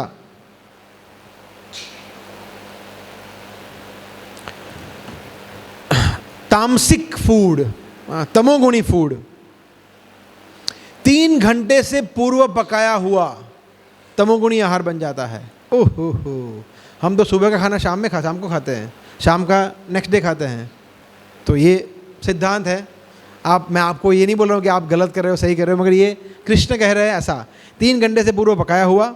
फिर जो भोजन में, जो खाने में स्वाद ही नहीं है, ऐसा खाना जो बिगड़ गया है, डिकम्पोज्ड है ना, जो प्यूट्रिड है, हाँ, जो किसी का उच्छिष्ट है, किसी ने खाया हुआ है वो भी, और अनटचेबल थिंग्स, किसी का मृत शरीर फॉर एग्जाम्पल, है ना, जिसमें क्या आता है, मांसाहार। तो ये सब कुछ तमोगुणी में आता है। तो नशा जो करते हैं, या फिर देखिए नशा भी आहार है ना, क्योंकि वो मैंने देखा ना, इनपुट है। चाहे वो आप ड्रिंक कर रहे हो, स्मोक कर रहे हो, तंबाकू खा रहे हो, वो सब आहार में आता है। तो वो तमोगुणी आहार में है। और मांसाहार भी, और खाने से 3 घंटे पकाया हुआ तो इसलिए हमें फ्रेश खा लेना चाहिए। बना के फिर उसको 4-4, 5-5 घंटे के बाद खाना, ये अच्छा नहीं है। हमें हमारा घर का प्लानिंग इस तरह से करना चाहिए कि बेस्ट इज़ कि जी जैसे ही बने भगवान को ऑफर करो, और फिर 15 मिनट के बाद आप भोजन लेने बैठ जाओ, 15 मिनट आधा घंटे में, ये बेस्ट है। ऐसा करना चाहिए, गरम गरम खाना चाहिए। ठीक है। तो हम धीरे धीरे और चर्चा करेंगे। अभी तो आप जस्ट 1-2 महीने से जुड़े हैं, पर और हम चर्चा करेंगे हम कैसे हमारे जीवन में उसको अप्लाई कर सकते हैं। Okay, so we come to the next dashboard, है ना। देखिए, हम देखते हैं कि हमारे फ़ोन में भी डैशबोर्ड्स होते हैं ना, अलग अलग। फिर गाड़ी में डैशबोर्ड होते हैं, कंपनी में, प्रोजेक्ट में डैशबोर्ड होता है, जो आप नेविगेट करते हो तो आप अच्छी तरह से वो कार्य कर सकते हो। जैसे फॉर एग्जांपल गूगल मैप लगाते हैं तो हम ठीक से पहुंच जाते हैं ना, बराबर ठीक से पहुंच जाते हैं। मैप हमें मिसगाइड नहीं करता है, बिकॉज वो डैशबोर्ड है ना, वो नेविगेट करने में हमें हेल्प करता है। उसी तरह ये हमारे जीवन का डैशबोर्ड है। इस तरह से हमें हमारे जीवन जीने का प्रयास करना चाहिए। आप लोगों ने सुना होगा IQ का मतलब क्या होता है? इंटेलिजेंस क्वेश्चंस, राइट, कि आपका बुद्धि कौन से स्तर पर है ना। फिर EQ होता है, व्हाट इज दैट? इमोशनल, है ना, कि आप कितने संवेदनशील है, भावना कितनी है आपके अंदर। तो इसको कहते हैं IQ, EQ, उस तरह से। तो हम उसी एंगल पे जा रहे हैं। तो ये जो इस तरफ वाला है, एक सेकंड, ये है IQ, intelligent questions. This is physical questions, है ना, PQ। This is emotional intelligence, emotional questions. And this is SQ, spiritual questions. हम लोग ये 3 में ही फंसे रहते हैं, यहाँ पहुँचते ही नहीं हैं। मगर ये 3 को करने का पर्पज़ ये है कि धीरे धीरे ये बढ़े, आध्यात्मिक चेतना बढ़े। ठीक है, हम एक के बाद एक इसको लेते हैं। कुछ लोग ऐसे होते हैं जिनके जीवन का गोल एक ही है, ये। कितने लोग इस बात से अग्री करते हैं? जिनके जीवन का गोल है खाना, सोना, व्यायाम करना, शरीर के बारे में सोचते रहना। कितने लोग इससे अग्री करते हैं? ऐसे लोग होते हैं, बहुत सारे होते हैं। एग्जाम्पल्स, फिल्म स्टार को बोलो किस में इंटरेस्ट, बोला बॉडी बनाने में, बोला अच्छा खाने में, बोला बस एक्सरसाइज करने में, सोने में, बस हो गया। यही है उनका जीवन। सेलिब्रिटीज जो हमारे रोल मॉडल है ना, जो हमारे रोल मॉडल है कि मुझे तो रोनाल्डो जैसा बनना है, तो रोनाल्डो कर क्या रहा है? पूरा दिन यही कर रहा है, फिजिकल, और कुछ कर ही नहीं रहा है। No spiritual, no intellectual, no emotional, no mental, nothing. मैं सिर्फ एग्जाम्पल दे रहा हूँ, किसी एक व्यक्ति का टारगेट नहीं कर रहा हूँ मैं, but just giving an example. तो ऐसे बहुत सारे लोग होते हैं विशेषज्ञ, है ना। पर लड़कियाँ होती है, बोला एकदम अच्छा हमारा शरीर होना चाहिए, बिल्कुल भी मोटी नहीं होनी चाहिए, I am very conscious about my body. Diet, sleep and exercise, ये 3-4 चीज़ों में ही वो पूरा उनका जीवन चला जाता है। ये सबसे लोअर कॉन्शियसनेस, सबसे लोअर चेतना है। उससे आगे थोड़ा बढ़ते हैं तो व्यक्ति सोचता है नहीं नहीं, पढ़ाई करना ज़रूरी है, इंटेलिजेंट बनना ज़रूरी है ना, इंटेलेक्चुअल क्वेश्चन होना चाहिए, है ना, मेंटल, उस तरह से प्लानिंग करते हैं, राइटिंग करते हैं, फिलोसोफाइज करते हैं, उस तरह से, तो नेक्स्ट लेवल का आता है मेंटल। ऐसे भी कोई लोग होते हैं, वैज्ञानिक होते हैं, डॉक्टर्स होते हैं, है ना, कुछ बड़े बड़े बिजनेसमैन होते हैं जो बहुत प्लानिंग करते हैं, सोचते हैं वगैरह, राइट, इंटेलेक्चुअल होते हैं, ऐसे लोग भी होते हैं, यस। फिर कुछ लोग होते हैं जो ये दोनों तो है ही, उसके साथ साथ, अच्छा, कुछ लोग होते हैं जो सिर्फ इंटेलेक्चुअल होते हैं मगर उनके अंदर संवेदनशीलता ज़ीरो है, भावना नहीं है कोई भी, एकदम वो जड़ पदार्थ की तरह है। ऐसे लोग होते हैं ना, मैंने ऐसे देखे हैं, नाम नहीं बोलूँगा मैं, बहुत बड़ी कंपनी के CEO है, वो जब चलते हैं ना तो ऐसे चलते हैं, आगे पीछे देखते ही नहीं, बिकॉज आगे क्योंकि लोग चपरासी लोग हैं, चपरासी मतलब वाइस प्रेसिडेंट उनके लिए चपरासी है, वाइस प्रेसिडेंट, मैनेजर, उनके सामने देखते भी नहीं है, बोला तू कौन है, चल हट। तो ये लोग इंटेलेक्चुअल है मगर इमोशनल नहीं है, उनको कोई संवेदनशीलता नहीं है अपने एम्प्लॉय के प्रति, अपने परिवार के प्रति। ऐसे लोग होते हैं, सही है, ऐसे लोग होते हैं जो आपका अपमान करेंगे और उनको दुख भी नहीं होगा, बोला ठीक है ना, तू क्या है, चल हट। मगर कुछ लोग होते हैं जो संवेदनशील होते हैं, जो इमोशनल होते हैं, जो दूसरे के प्रति एम्पैथिक होते हैं। एम्पैथिक मतलब अपने आप को दूसरों के जूते में पैर रखना, like putting shoes in someone else shoes, कहते हैं ना ये। तो कि मैं उसकी जगह होता तो मुझे कैसा लगता, वो सोच के वो बिहेव करेगा, तो वो होते हैं इमोशनली इंटेलिजेंट पर्सन, राइट। सो ये वो लोग सेवाभावी होते हैं, इसलिए हाँ, वो लोग चैरिटी करते हैं, दान देते हैं, अलग अलग जगह पे वो लोग कुछ NGO में हेल्प करते हैं, इस तरह के लोग होते हैं, राइट, जो अच्छा कार्य करते हैं। तो ये वो लोग फिजिकल चेतना पे तो है, मेंटल या इंटेलेक्चुअल चेतना में भी है, और सोशल और इमोशनल चेतना में भी है, परंतु आध्यात्मिक चेतना अभी भी नहीं है। सबसे हाईएस्ट है स्पिरिचुअल क्वेश्चंस। तो आध्यात्मिक चेतना में क्या क्या चीज़ आती है वो हम देखेंगे, नेक्स्ट स्लाइड्स में आएगा डिटेल में। बट द पॉइंट इज कि अभी हम यहाँ पे जो डिस्कशन कर रहे हैं, आपने जो journey of self discovery course में जो चिंतन किया, मनन किया, सुना, क्वेश्चंस पूछे, समझे, स्लाइड्स देखी, पढ़े, माला का जप कर रहे हो, ये सब आध्यात्मिक चेतना में आता है। और अगर हमारे जीवन में ये नहीं है तो हम किसके समान हैं? यस, पशु के समान है ना, धर्मे ही ना पशु भी समाना। याद है श्लोक? कितनों कितनों को याद है? एक दो लोग हाथ खड़े करें, मैं बोलता हूँ फिर से। आहार निद्रा भय मैथुनम चम सामान्यम एतत् पशुभिर नराणाम धर्मो ही तेषाम अधिको विशेषो धर्मे ही ना पशु भी समाना। फर्स्ट लेक्चर, फर्स्ट स्लाइड ये थी, जहाँ से शुरुआत हुई थी हमारी, याद है? वो घोड़े वाला स्लाइड था, है ना, याद आ रहा है? यस। तो ये है, अगर व्यक्ति ये 3 चीज़ों में लगा हुआ है, चाहे उसके पास करोड़ों करोड़ों रुपए भी क्यों ना हो, चाहे वो बहुत बड़ा सेलिब्रिटी ही क्यों ना हो, चाहे वो बड़ा बड़ा पॉलिटिशियन हो, फिल्म स्टार हो, क्रिकेटर हो, कुछ भी हो, अगर वो आध्यात्मिक चेतना नहीं है उसकी, तो वो किसके समान है? ओहो, ये बहुत हैवी वर्ड है, बट ये हम नहीं कह रहे हैं, ये शास्त्र कह रहे हैं। This is coming from Mahabharata, Mahabharata का श्लोक है ये। तो इसीलिए आप लोग इसमें नहीं आते हैं, आप लोग ऑलरेडी स्पिरिचुअल चेतना में हो, तभी आप लोग यहाँ पे बैठे हुए हो, है ना। बट अभी हमें संतुष्ट नहीं हो जाना है कि नहीं ठीक है, देखो भाई हम तो आ गए, ये टिक हो गया, टिक हो गया, टिक हो गया, सब आ गए, हो गया जी। हाँ, अभी हम देखेंगे कैसे उसको हम और एनरिच कर सकते हैं। एनरिच करना है ना, उसको और स्निग्ध करना है। स्निग्ध बहुत ही अच्छा वर्ड है संस्कृत का। स्निग्ध मतलब कॉन्संट्रेटेड, मैं किसी को उदाहरण दे रहा था, आप में से किसी को खीर का, किसको उदाहरण दिया था? कोई है यहाँ पे? आपको दिया था ना उदाहरण मैंने, हाँ, खीर का, कि बॉइलिंग द मिल्क, प्रभुपाद उदाहरण देते थे, प्रभुपाद ये उदाहरण देते थे कि आप सभी लोग अभी समझ लीजिए दूध के समान हो।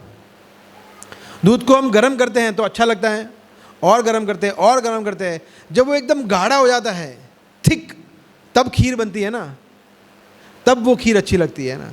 अब मिल्क में चावल डाल दिया और दूध डाल दिया तो वो खीर अच्छी लगेगी? उबालना, माताओं को पता है ना, उबालना पड़ता है ना, तब वो दूध का रियल टेस्ट आता है। इसी तरह से हमें हमारे आध्यात्मिक जीवन को और उबालना पड़ेगा, तब वो रुचि आएगी, कृष्ण के प्रति रुचि आएगी, प्रेम आएगा, सेवा आएगी। और उसके लिए, उबालने के लिए क्या प्रोसेस है?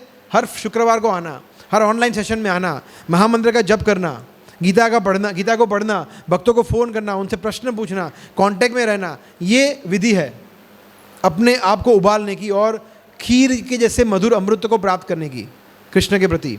तब होगा, नहीं तो फिर टेस्ट नहीं आएगा ऐसा। तो ये स्पिरिचुअल क्वेश्चंस जो है उसको हमें और बढ़ाना है, और बाकी सब चीज़ों है उसको रेगुलेट करना है, उसको कम नहीं करना है। मतलब ऐसा नहीं बोलेंगे कि भाई आप भक्ति कर रहे हो, पहले 4 रोटी खाते थे, अभी 2 रोटी खाओ, 4 रोटी नहीं खाना है, ऐसा नहीं है। आप जो कर रहे हो करो, उसको रेगुलेट करना है, ठीक है। पापमय कर्म नहीं करना है, सत्वगुणी कर्म करना है जो भक्ति के लिए अनुकूल है। तो भक्ति के लिए जो चीज़ें अनुकूल है उसको करना है, प्रतिकूल है उसको त्याग करना है। इसको कहते हैं संस्कृत में आनुकूल्यस्य संकल्प, प्रतिकूल्यस्य वर्जनम। सिंपल। अनुकूल जो है, फॉर एग्जाम्पल भक्ति, मैं आपको उदाहरण देता हूँ और आपको समझ में आएगा किस तरह से। फॉर एग्जाम्पल 30 आधा घंटा वॉक पे जाना, ये भक्ति के लिए अनुकूल है, प्रतिकूल है? कितने लोग मानते हैं कि ये भक्ति के लिए अनुकूल है, वॉक पे जाना? यस, अनुकूल है, बिल्कुल, है ना। बाहुबली 3 का एकदम जोरदार वेट करना और उसको देखने के लिए जाना, ये भक्ति के लिए अनुकूल है, प्रतिकूल है? कितने लोग मानते हैं प्रतिकूल है? हाँ, तो मूवीज प्रतिकूल है, वो चेतना हमारी बिगाड़ दी है, कृष्ण से हमें दूर ले जाती है ना। समझ गए आप? इस तरह से देखना है, हमें सोचना है कि ये भक्ति में मुझे सहायता करेगी या सहायता नहीं करेगी। नहीं करेगी तो तेरी कोई ज़रूरत नहीं है मुझे, ऐसा समझ। ये बहुत इजी है। और अगर समझ में नहीं आ रहा है तो क्या करना है? हमें फ़ोन करना है कि ये किस में आएगा, प्रतिकूल में या अनुकूल में, हम आपको बताएंगे, है ना। तो ये आप कर सकते हैं एक्चुअली। ओके, सो अभी हम इस पे जाएंगे कि भगवत गीता, अभी हमने सिर्फ एक श्लोक लिया। आप सोचिए, एक श्लोक, कितने सारे लर्निंग्स मिले हमें, शिक्षाएं मिली एक श्लोक में से। भगवत गीता के तुल्य संसार में कोई ग्रंथ है ही नहीं। एक श्लोक पे हम घंटों घंटों घंटों, दिनों के दिनों तक चर्चा कर सकते हैं, इतना रिच कंटेंट है ना। तो अभी हम और श्लोक के बारे में और गीता में जो और खजाना है उसके बाद थोड़ा सा ट्रेलर देखेंगे, है ना। तो गीता में अगर हम हमारी आध्यात्मिक चेतना बढ़ाते हैं, स्पिरिचुअल क्वेश्चंस बढ़ाते हैं, तो हमें क्या फ़ायदा होगा, उसके बारे में गीता में क्या बताया है देखते हैं, ठीक है। पहला, self awareness, first and foremost advantage. देखिए यहाँ पे रहेंगे फिजिकल, मेंटल, सोशल। ये अभी हम नेक्स्ट स्लाइड में जो देख रहे हैं ना, तो जो व्यक्ति ये तीनों पे है ना, जो व्यक्ति भक्त नहीं है और ये तीनों में अंदर पड़ा हुआ है, उनके लिए जो नेक्स्ट स्लाइड में जो भी लाभ मिल रहा है वो नहीं मिलने वाले उनको, बिकॉज वो सिर्फ एक अध्यात्मवादी को, एक कृष्ण भक्त को ही मिलते हैं, जो आपको मिलने वाले हैं और मिल रहे हैं, है ना। वो क्या है गीता के अनुसार, वो देखते हैं। सबसे पहले सेल्फ अवेयरनेस, तो ये है दूसरे अध्याय का 13वां श्लोक, है ना। I can very quickly show that.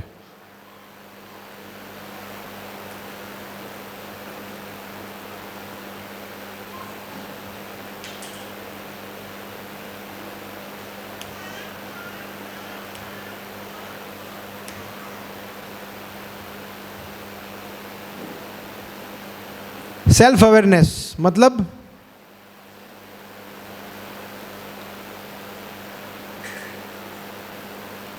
ये है। दूसरे अध्याय का 13वां श्लोक दिख रहा है। सेल्फ अवेयरनेस, देहिनो अस्मिन यथा देहे कौमारम यौवनम जरा तथा देहांतर प्राप्तिर धीरस तत्र न मुह्यति।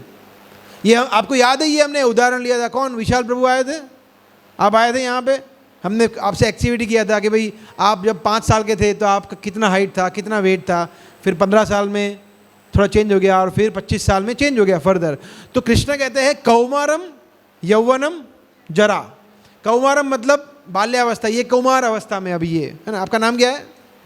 आयुष।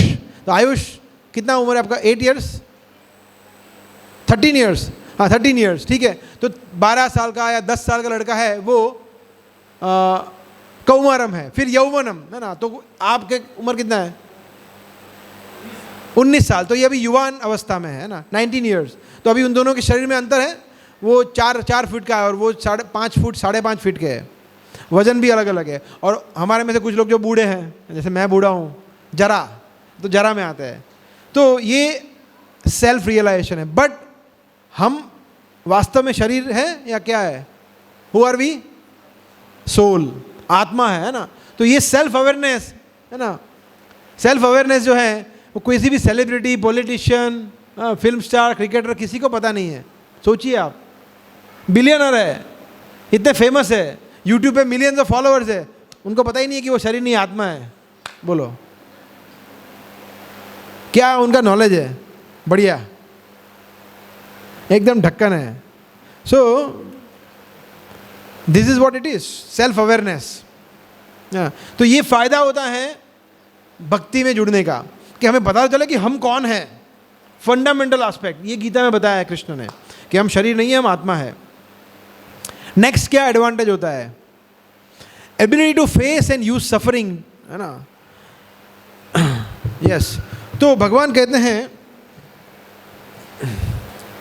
यदृच्छा लाभ संतुष्टो, ये श्लोक है उसमें ऐसा गया, यदृच्छा लाभ संतुष्टो द्वंद्वातीत विमत्सर समसिद्धा व सिद्धो च कृत्वापि न निबध्यते।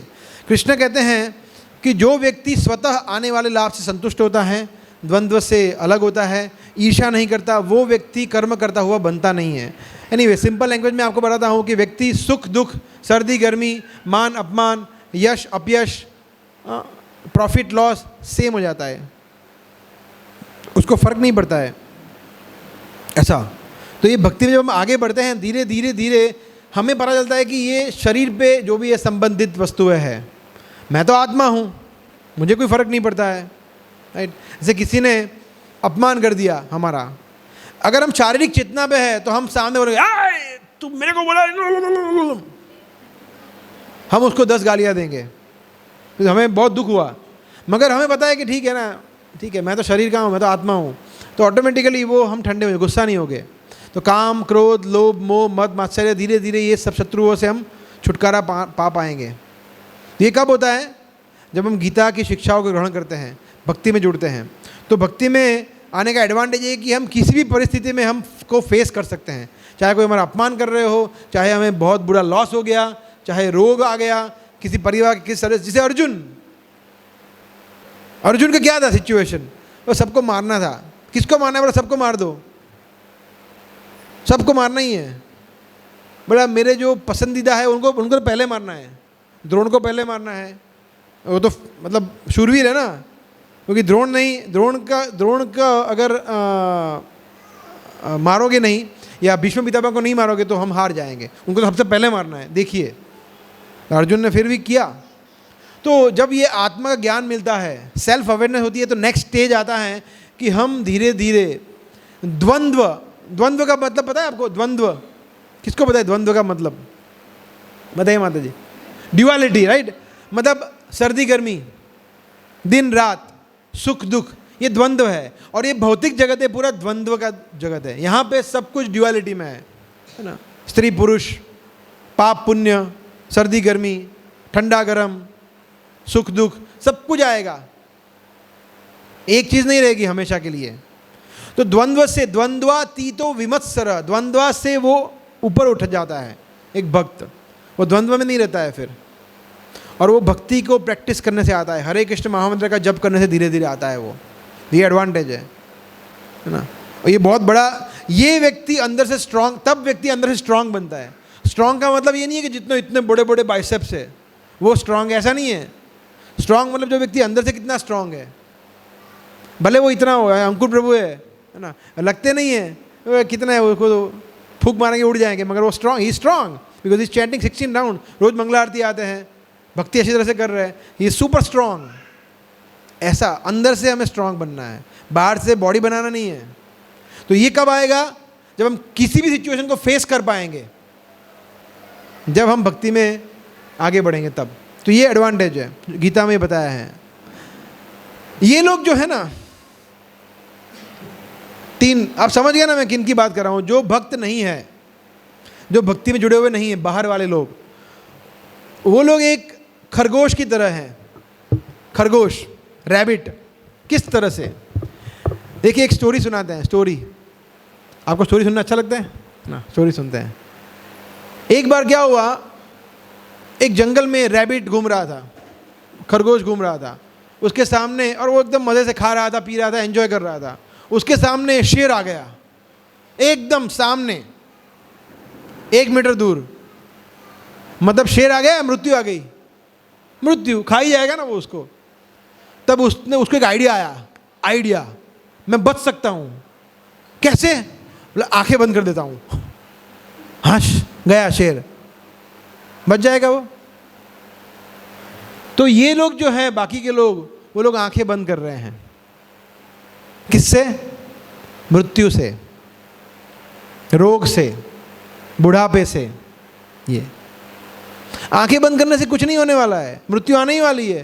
बोला we don't care about Bhagavad Gita, ठीक है, तो मृत्यु तो भी आएगी ही आपकी। वी डोंट केयर अबाउट भक्ति, आप लोग क्या हरे कृष्णा करते हो, फालतू चीजें, देखो मजे करो। हाँ, फिर नेक्स्ट लाइफ में पिटो, चूहा बनो, कछुआ बनो, बछली बनो, छिपकली बनो, नरक में जाओ। रेडी? यस, तो करो फिर। तो इसको कहते हैं खरगोश की तरह आंखें बंद करना, सब कुछ जानते हुए। और चलिए ठीक है, वो लोग तो अज्ञान में है ना, मगर आप लोग बुरा मत मानना प्लीज, बट आप लोगों के लिए ज़्यादा एप्लीकेबल है, क्योंकि आप लोग तो अब जान गए हैं। आप में से कितने लोग ने जर्नी ऑफ सेल्फ को अटेंड किया 6 दिन का? सबने अटेंड किया है? Very good. जिन्होंने नहीं किया है वो लोग रिकॉर्डिंग भी देख सकते हैं। तो आप लोग जान चुके हैं कि जन्म मृत्यु जरा व्याधि कौन है, शत्रु कौन है, हमारे दुख कौन है। आप लोग जान चुके हैं कि पुनर्जन्म होता है, कर्म का परिणाम क्या होता है। आप लोग जान चुके हैं कि हमारा मूल कर्तव्य क्या है, हम शरीर नहीं है, हम आत्मा है, सब कुछ जान चुके हैं। अब अगर हमने आंखें बंद कर दी तो, है ना, तो अभी हम भक्ति से आंखें बंद नहीं कर सकते। अभी आंखें पूरी खोल के भक्ति को अपनाना पड़ेगा, तब हम छूट पाएंगे इस महाकाय भवसागर से, वरना कोई पॉसिबिलिटी नहीं है। बहुत बुरे फंसने वाले हैं। इसलिए भक्ति को हमें गंभीरता से लेना चाहिए, है ना, ठीक है। So we don't need to be a rabbit, है ना, तो हमें खरगोश की तरह आंखें बंद नहीं करना है ना। तो that is not a solution कि ठीक है भाई इग्नोरेंट हो जाते हैं, ठीक है जो होगा वो, नहीं, जो होगा नहीं। प्रकृति के नियम सब पे लागू होते हैं, चाहे आप मानो या ना मानो। जैसे हमने उदाहरण लिया था कि आप इंडिया में गाड़ी चला रहे हैं लेफ्ट साइड पे, अमेरिका गए, वहाँ पे लेफ्ट में चला गया, चलेगा? बोला मुझे तो यही आता है, सॉरी मुझे पता नहीं था। नहीं, फिर भी आपको चालान तो भरना पड़ेगा, आपको दंड मिलेगा, ऐसा। तो इग्नोरेंस इज नो एक्सक्यूज। तीसरा, ability to be inspired by vision. Vision से इंस्पायर होते हैं हम, है ना। ये 241 में बताया गया है, व्यवसाय आत्मिका बुद्धि एके ह कुरु नंदन। यहाँ बताया गया है कि जब भक्ति में जुड़ते हैं तब हमारा विजन क्लियर हो जाता है, हमें पता है कि क्या करना है क्या नहीं करना है। Dos and don'ts of life पता चल जाता है हमें, क्या करना है क्या नहीं करना है। बाहर की दुनिया में लोगों को पता ही नहीं है क्या करना है। It is said in Bhagavad Gita, प्रवृत्तिम च निवृत्तिम न जना च विदुरासुरा, कि प्रवृत्ति निवृत्ति 2 शब्द है। प्रवृत्ति का मतलब करना क्या है, और निवृत्ति मतलब क्या नहीं करना है, पता ही नहीं है किसी को। जो नहीं करना है वो कर रहे हैं, सही प्रकार के पाप कर्म कर रहे हैं, व्यभिचार, नशा, मांसाहार, सब कुछ कर रहे हैं जो नहीं करना है। और जो करना है वो नहीं कर रहे हैं। हमें पता चलता, जब गीता पढ़ते हैं तो जीवन का लाइफ क्लियर, जीवन का गोल क्लियर हो जाता है ना। आप में से कोई बताना चाहेगा what is the goal of life? जीवन का लक्ष्य क्या है? यस, भगवान के धाम जाना, है ना? ये लक्ष्य है जीवन का। सिंपल है कि यहाँ पे सब कुछ समेट लेना है, बस ये लास्ट लाइफ है, इसके बाद सब बोरिया बिस्तर सब पकड़े भगवान के धाम पे जाना है, वैकुंठ जाना है। ये जीवन का लक्ष्य है। मतलब ये इतना सिंपल लक्ष्य किसी को पता ही नहीं है, तो ये क्लियर हो जाता है ना? सो ऐसा ये बताया गया है कि हमारे जीवन में 2 दिन बहुत विशेष होते हैं, most important 2 days of our life. पहला वो दिन जब हमारा जन्म हुआ, और दूसरा वो दिन जब हमें पता चला कि हमारा जन्म क्यों हुआ। The day when we are born and the day when we know why. जब आपको ये पता चला कि मेरा जन्म क्यों हुआ है, that is the second most important day of your life. और ये 2 ही दिन इंपॉर्टेंट है, और कोई इंपॉर्टेंट नहीं है हमारे जीवन में, ऐसा। तो ये सोचिए, बहुत पावरफुल स्टेटमेंट है ना? हाँ, और आप लोग के जीवन में वो दिन आ चुका है जब आपने रजिस्टर किया, 6 दिन सेशन अटेंड किए, प्रश्न पूछे, डाकोर कैंप में आए, जो भी है, जब हमें क्लियर हो गया कि नहीं, पता चल गया कि करना क्या है, ये सबसे इंपॉर्टेंट है। जीवन का लक्ष्य पता चल गया है हमें, तो ये गीता से फ़ायदा मिलता है, हमें लाभ मिलता है गीता पढ़ने से, गीता की शिक्षाओं से। फिर ability to see connection between diverse thing, holistic thinking, ये बहुत इंपॉर्टेंट है। इट इज सेड इन, ये श्लोक है, उसमें कृष्ण कह रहे हैं, यो मां पश्यति सर्वत्र सर्वम च मयि पश्यति तस्याहम न प्रणश्यामि सच में न प्रणश्यति। कृष्ण, ये बहुत ही पावरफुल श्लोक। कृष्ण कहते हैं कि जो व्यक्ति हर जगह मुझे देखता है, यो मां पश्यति सर्वत्र, और हर एक वस्तु में मुझे देखता है, सर्वम च मयि पश्यति तस्याहम न प्रणश्यामि, उसके लिए मैं कभी नाश नहीं होता हूँ, और वो मेरी आंखों से ओझल नहीं होता कभी। सच में न प्रणश्यति, उसका मतलब क्या है? उसका मतलब ये कि हमें हर एक चीज़ में भगवान का हाथ देखना है, हस्तक्षेप, कि भगवान की योजना है। ठीक है, मेरे बिजनेस में ये प्रोजेक्ट मुझे नहीं मिला, ठीक है, भगवान की ये इच्छा होगी। ठीक है, आज मुझे 2 रोटी कम मिली, ठीक है, भगवान की ये इच्छा होगी। ठीक है, मुझे थोड़ा बुखार आ गया है, ठीक है, मैं अभी ध्यान रखूँगा, भगवान की ये इच्छा होगी। तो इस तरह से हम हर एक वस्तु में, ठीक है, मुझे इतना मतलब 100% अप्रेजल मिल गया, थैंक यू वेरी मच, भगवान की ये इच्छा होगी। सुख दुख में व्यक्ति धीर हो जाता है, सम हो जाता है, सम सुख दुख क्षमी, होलिस्टिक पिक्चर देखता है कि ये सिर्फ छोटा मोटा ये सब जॉब बिजनेस यही सब कुछ नहीं है, इससे ऊपर कुछ है। जब ये व्यक्ति समझता है, तब वो सोचता है कि नहीं, भगवान का हाथ सब जगह है, सब जगह भगवान की योजना है। और फिर वो हर एक चीज़ों में भगवान कृष्ण को देखने का प्रयास करता है, भगवान को अप्रिशिएट करने लगता है। ऐसे हम भगवान के दर्शन कर सकते हैं। वास्तव में भगवान हमारे सामने प्रकट नहीं होने वाले हैं ऐसा मुरली लेके कि आ जाओ दर्शन दे रहा हूँ मैं, ऐसा कुछ होने वाला नहीं है। हमें भगवान की योजना देखनी पड़ेगी हर एक छोटी छोटी चीज़ों में। फिर हम भगवान के प्रति इतने कृतज्ञ हो जाएंगे कि वाह Krishna, you are so kind, आपने इतना अच्छा कर दिया मेरे लिए। ऐसा होता है।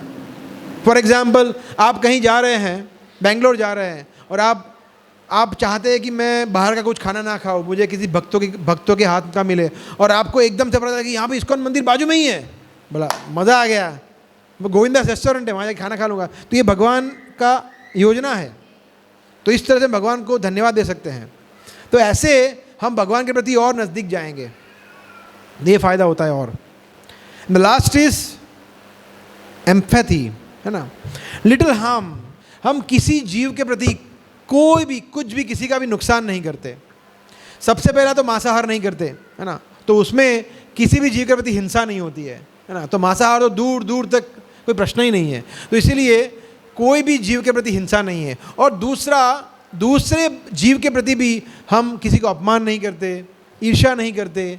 धीरे धीरे जब एक वैष्णव क्वालिटी, जब आप लोग 2-3 महीने 4 महीने के बाद हम वैष्णव गुणों के ऊपर एक सीरीज रखेंगे, सेशन रखेंगे यहीं पे, उसमें आप देखना एक वैष्णव के 26 गुण बताए गए, 26 क्वालिटीज़। हम सब तो नहीं लेंगे, मगर उसमें से कुछ मुख्य गुण लेंगे। विनम्रता, सहिष्णुता, दूसरे को मान देना, खुद मान की अपेक्षा नहीं करना, ऐसे बहुत सारे गुण हैं। तो जब ये गुण कल्टीवेट होंगे हमारे अंदर, एक वैष्णव के गुण, फिर क्या होगा, हम किसी भी जीव के प्रति कोई भी नुकसान नहीं करेंगे, हम एम्फेटिक हो जाएंगे, है ना। करुणा, हमारा जो हृदय है वो मृदु कोमल हो जाएगा। हृदय को हमें स्ट्रांग बनाना चाहिए या कोमल बनाना चाहिए, क्या लगता है आपको? कितने लोग लगता है स्ट्रांग बनाना चाहिए हृदय? पत्थर दिल बनाना चाहिए या फूल का दिल होना चाहिए? पत्थर दिल नहीं होना चाहिए, स्टोन हार्टेड नहीं होना चाहिए। दूसरों के प्रति संवेदनशीलता होनी चाहिए, है ना। जितना हमारा हृदय कोमल होगा उतना भक्ति का पौधा बहुत जल्दी खिलेगा। अगर कोमल का मतलब ऐसा नहीं है कि जो बार बार रो जाता है, रो लेता है, वो कोमल हो गया, ऐसा नहीं।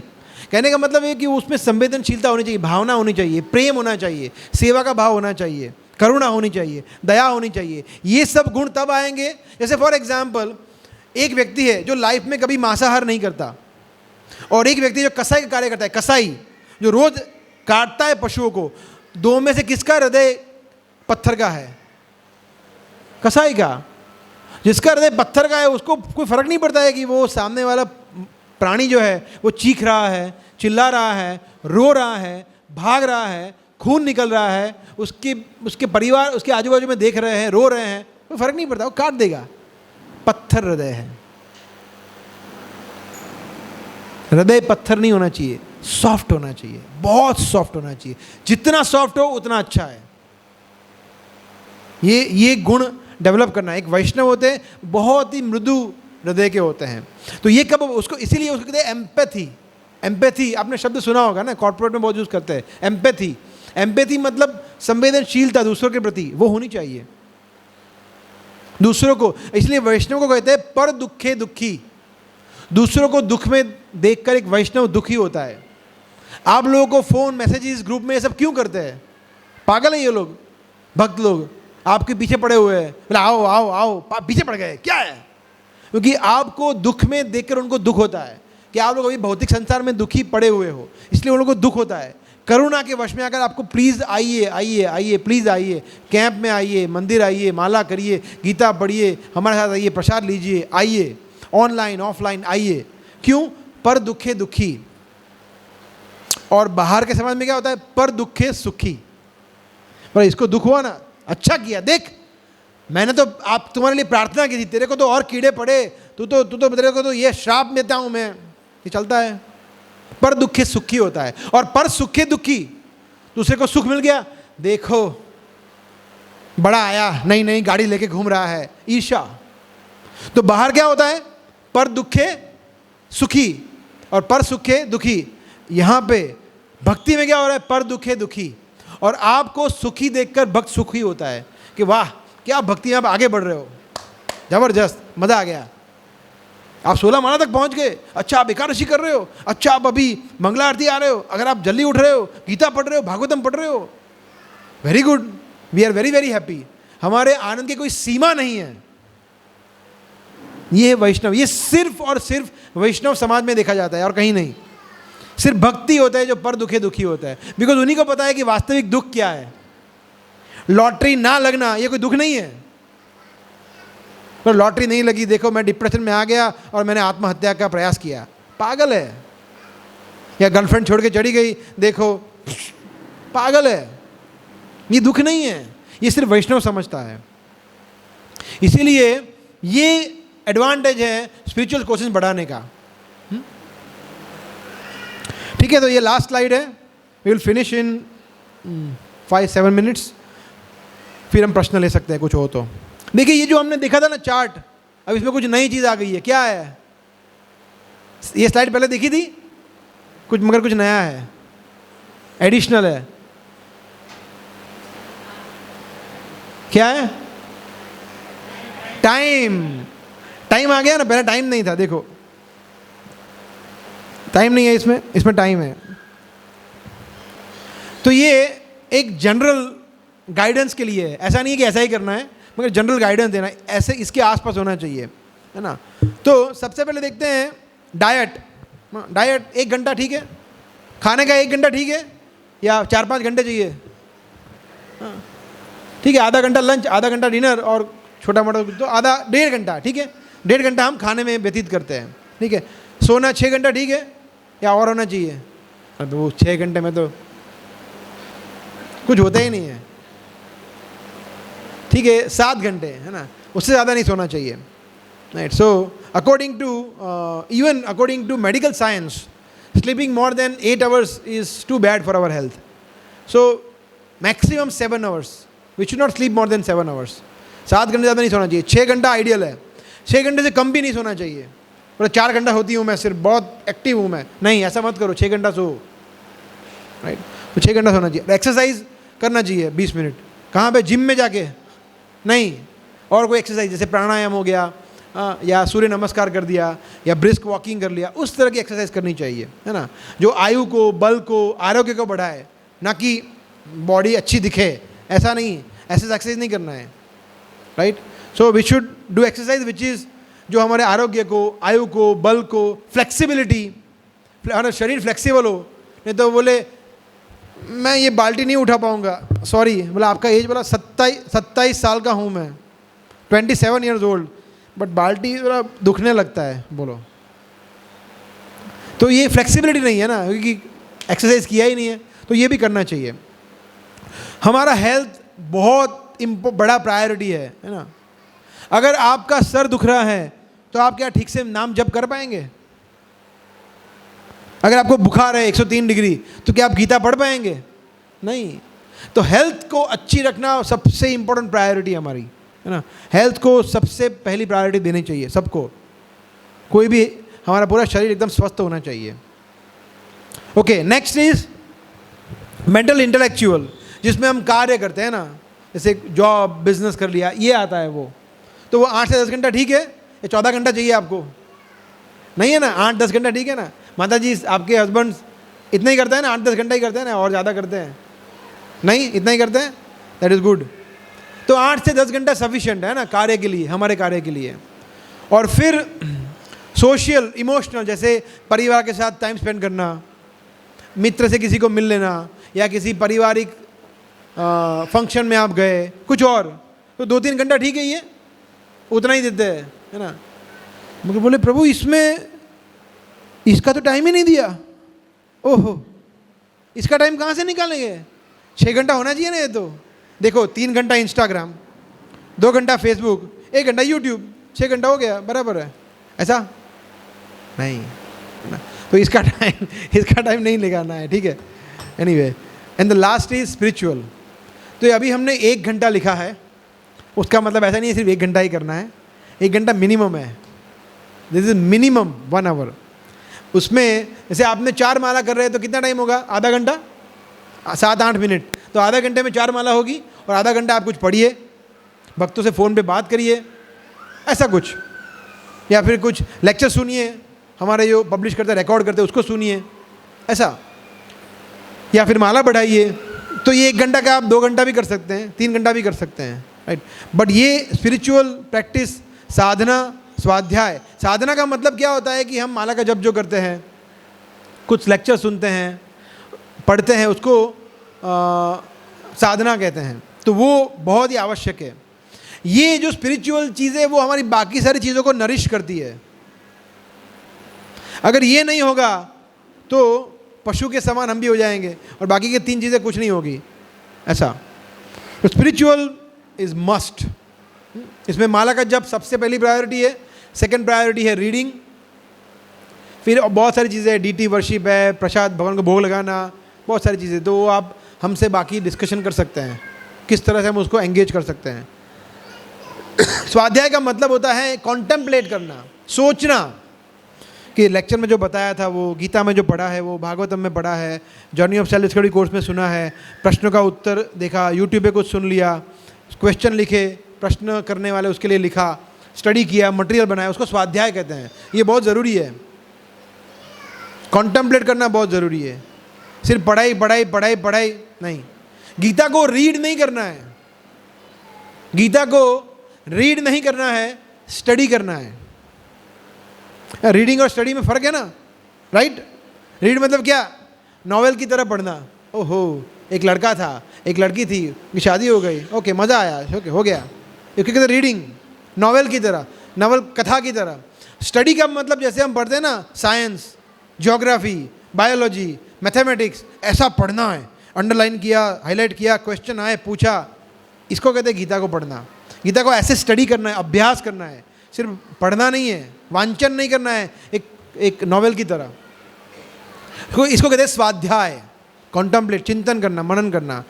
फिर लिखा ये कॉन्टम्पलेशन मेडिटेशन है ना, एंड देन वैल्यू क्लैरिफिकेशन, मतलब प्रश्न पूछना, और कमिटमेंट, ये बहुत इंपॉर्टेंट है। कमिटमेंट का मतलब क्या होता है? कोई उदाहरण दे सकता है कमिटमेंट का उदाहरण? हाँ, प्रॉमिस, यस, उदाहरण दीजिए। यस, हाँ, 4 माला का संकल्प लिया है, ये कमिटमेंट है। किससे कमिटमेंट है? प्रेम विलास से नहीं, अपने खुद से, अपने आप से, कि भाई आपको प्रॉमिस है, मुझे प्रॉमिस नहीं करो, आप अपने आप को, कृष्ण को प्रॉमिस करो कि मैं करूँगा, मैं देखने नहीं आने वाला हूँ, हम लोग देखने नहीं आने, कितना किया, हाँ, ऐसा कुछ तो होने वाला है नहीं। तो आप अपने आप से कमिट करो। You have to promise yourself कि मैं इतना करूँगा, मैं हर फ्राइडे जाऊँगा जाऊँगा जाऊँगा। अभी कल मुझे एक भक्त बता रहे थे किसी एक भक्त के बारे में, तो उनसे बात कर रहे थे, बोला मैंने डिसाइड किया था कि मैं बारिश होगा चाहे बाढ़ भी आ जाएगा, लेक्चर सुनने आऊँगा आऊँगा आऊँगा। ये कमिटमेंट है। और हम तो देखते हैं, बोला क्या दिखा रहा है वेदर फोरकास्ट, ओहो 60% नहीं जाना है, छोड़ो ना। ये कमिटमेंट है हमारा। बोला कहाँ जाना है? फूफा जी की लड़की के पड़ोसी की यहाँ बर्थडे पार्टी है, तो वहीं वो इम्पोर्टेंट है, फ्राइडे थोड़ी इम्पोर्टेंट है, वहाँ चलते हैं। ओहो क्या आ रहा है? आओ आज तो आईपीएल का मैच आ रहा है ना, ऑनलाइन जूम तो ठीक है भाई चलेगा, आईपीएल थोड़ी रोज़ रोज़ आता है, वो देखते हैं। ऐसा कमिटमेंट है हमारा, फिर कहाँ भक्ति में आगे बढ़ेंगे? कमिटमेंट मतलब पत्थर की लकीर होनी चाहिए। हनुमान जी का कमिटमेंट, विभीषण का कमिटमेंट, अर्जुन का कमिटमेंट, ऐसा कमिटमेंट होना चाहिए भक्तों जैसा। प्रहलाद महाराज क्या कमिटमेंट था ना, कमिटमेंट में तो मतलब पीएचडी कर दिया उन्होंने। बोला नहीं, श्रवणम कीर्तनम विष्णु, आप हाथी लाओ, सांप लाओ, पत्थर से फेंको, होलिका मौसी जी को लाओ, किसी को भी लाओ, मैं तो कृष्ण की भक्ति करूँगा। ये कमिटमेंट है। ऐसा कमिटमेंट हमारा होगा तब कुछ आगे बात बढ़ेगी। ठीक है, सो स्पिरिचुअल चीज़ों से ये कमिटमेंट आता है इस तरह से। ठीक है, okay, so we stop here, thank you. कोई प्रश्न हो तो ले सकते हैं।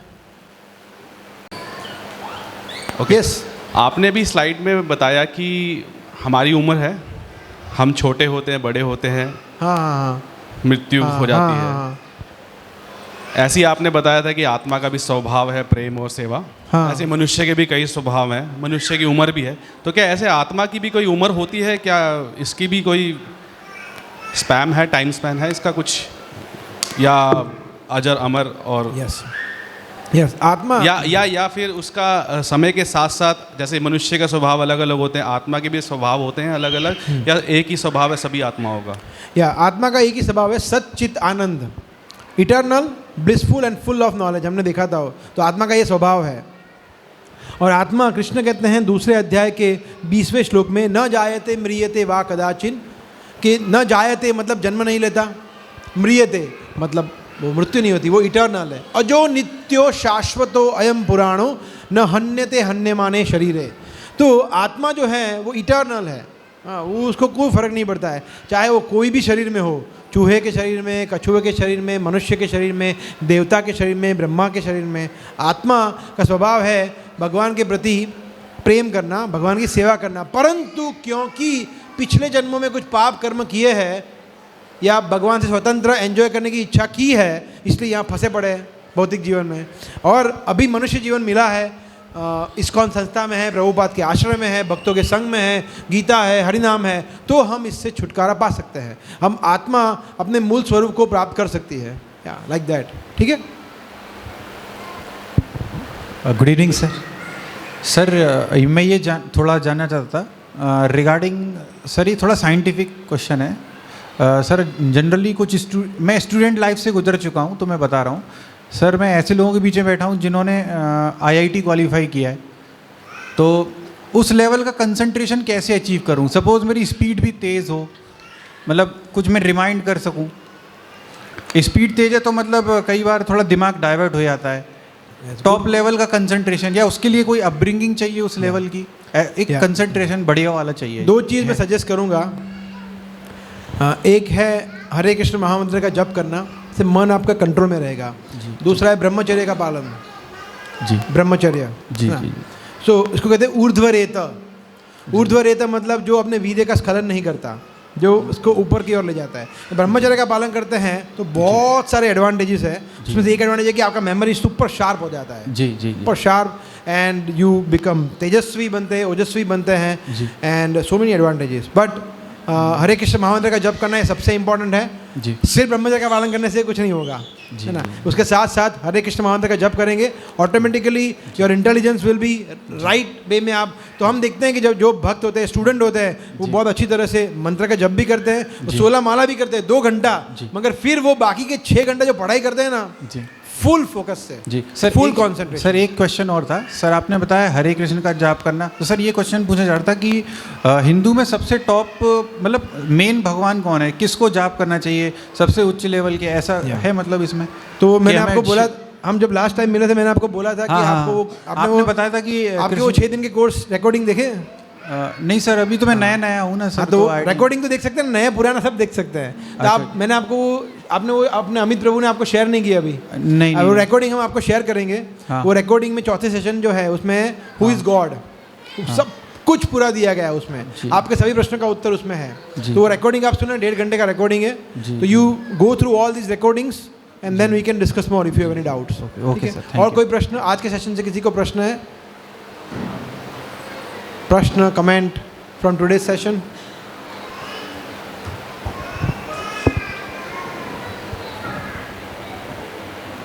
No question.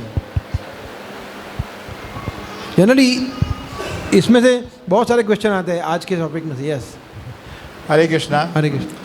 सर, हमने अपने जीवन में अभी तक जितने सारे पाप किए हैं, झूठ बोला, धोखा दिया, चोरी की, या लोगों को जो भी सताया, क्या उसका प्रायश्चित इस जन्म में हम कर सकते हैं? यस, बिल्कुल। ये काफ़ी लोग ये प्रश्न पूछते हैं, बहुत फेमस क्वेश्चन है। प्रभुपाद को भी एक व्यक्ति ने प्रश्न पूछा था, प्रभुपाद ने उसका उत्तर दिया था। उन्होंने ऐसा प्रश्न पूछा था कि हम बहुत जन्मों से पाप करते आ रहे हैं, तो उसको क्या एक जन्म में उसको हम काउंटरैक्ट कर सकते हैं? प्रभुपाद ने बोला था 1 मिनट, एक मिनट। फिर प्रभुपाद ने बोला था कि आप गीता पढ़ नहीं रहे हो क्या? ये मेलबोर्न में हुआ था डिस्कशन, ऑस्ट्रेलिया में। मेरे पास उसका वीडियो भी है, मैं ग्रुप में भेजूंगा वो वीडियो। मुझे जस्ट रिमाइंड मी अंकुर प्रभु, वो वीडियो भी है, you can see that video. 1 minute Prabhupada से, you don't read Bhagavad Gita, what Krishna says. Krishna क्या कहते हैं? सर्वधर्मान परित्यज्य मामेकम शरणम व्रज अहम त्वाम सर्व पापेभ्यो मोक्षयिष्यामि मा शुच। कि मेरी शरण में आ जाओ, मैं तुम्हें सभी पाप कर्मों से मुक्त कर दूंगा। और फिर बोलते हैं डरो नहीं, ये भी बोलते हैं डरो नहीं कि करूँगा या नहीं कर पाऊँगा, कॉन्फिडेंस रखो मेरे पे, श्रद्धा रखो। तो कृष्ण को प्रभुपाद कहते हैं आगे, कृष्ण कहते हैं कि हमें ऐसा बोलना है कि सॉरी कृष्ण, मैं भूल गया था, मैं बहुत पापी था, मैं अभी भूल गया था कि मेरा आपका संबंध क्या है, मगर अभी मैं समझ गया हूँ, अभी मैं आपकी शरण कभी नहीं छोड़ूंगा, सॉरी। तो कृष्ण हमें तुरंत अपना लेंगे, तुरंत। क्योंकि वो पिता है ना, एक पिता से बिछड़ जाए, बाद में बोले सॉरी पापा, आई एम सॉरी, तो पिता ऐसा बोलेगा कि नहीं नहीं नहीं नहीं, तेरे को तो मैं कभी तेरा मूवी, वो तुरंत बोलेगा नहीं नहीं आ जा, कोई बात नहीं, तुरंत माफ क्षमा कर देता है ना पिता। तो भगवान हमें तुरंत क्षमा कर देता है, प्रोवाइडेड हम कमिटेड हो, कमिटमेंट चाहिए ऐसा। तो यस, ऐसा हो सकता है। बस यही प्रोसेस में हम लगे हुए हैं, हम सभी ऐसे ही है, आपके जैसे ही है, सभी लोग ने पाप कर्म किया है। मगर इट इज़ सेड, ये बहुत ही अच्छा एक सेइंग है, every saint has a past and every sinner has a future. हर एक पापी व्यक्ति, कितना भी पापी व्यक्ति हो, उसका एक भविष्य होता है जो वो सुधार सकता है।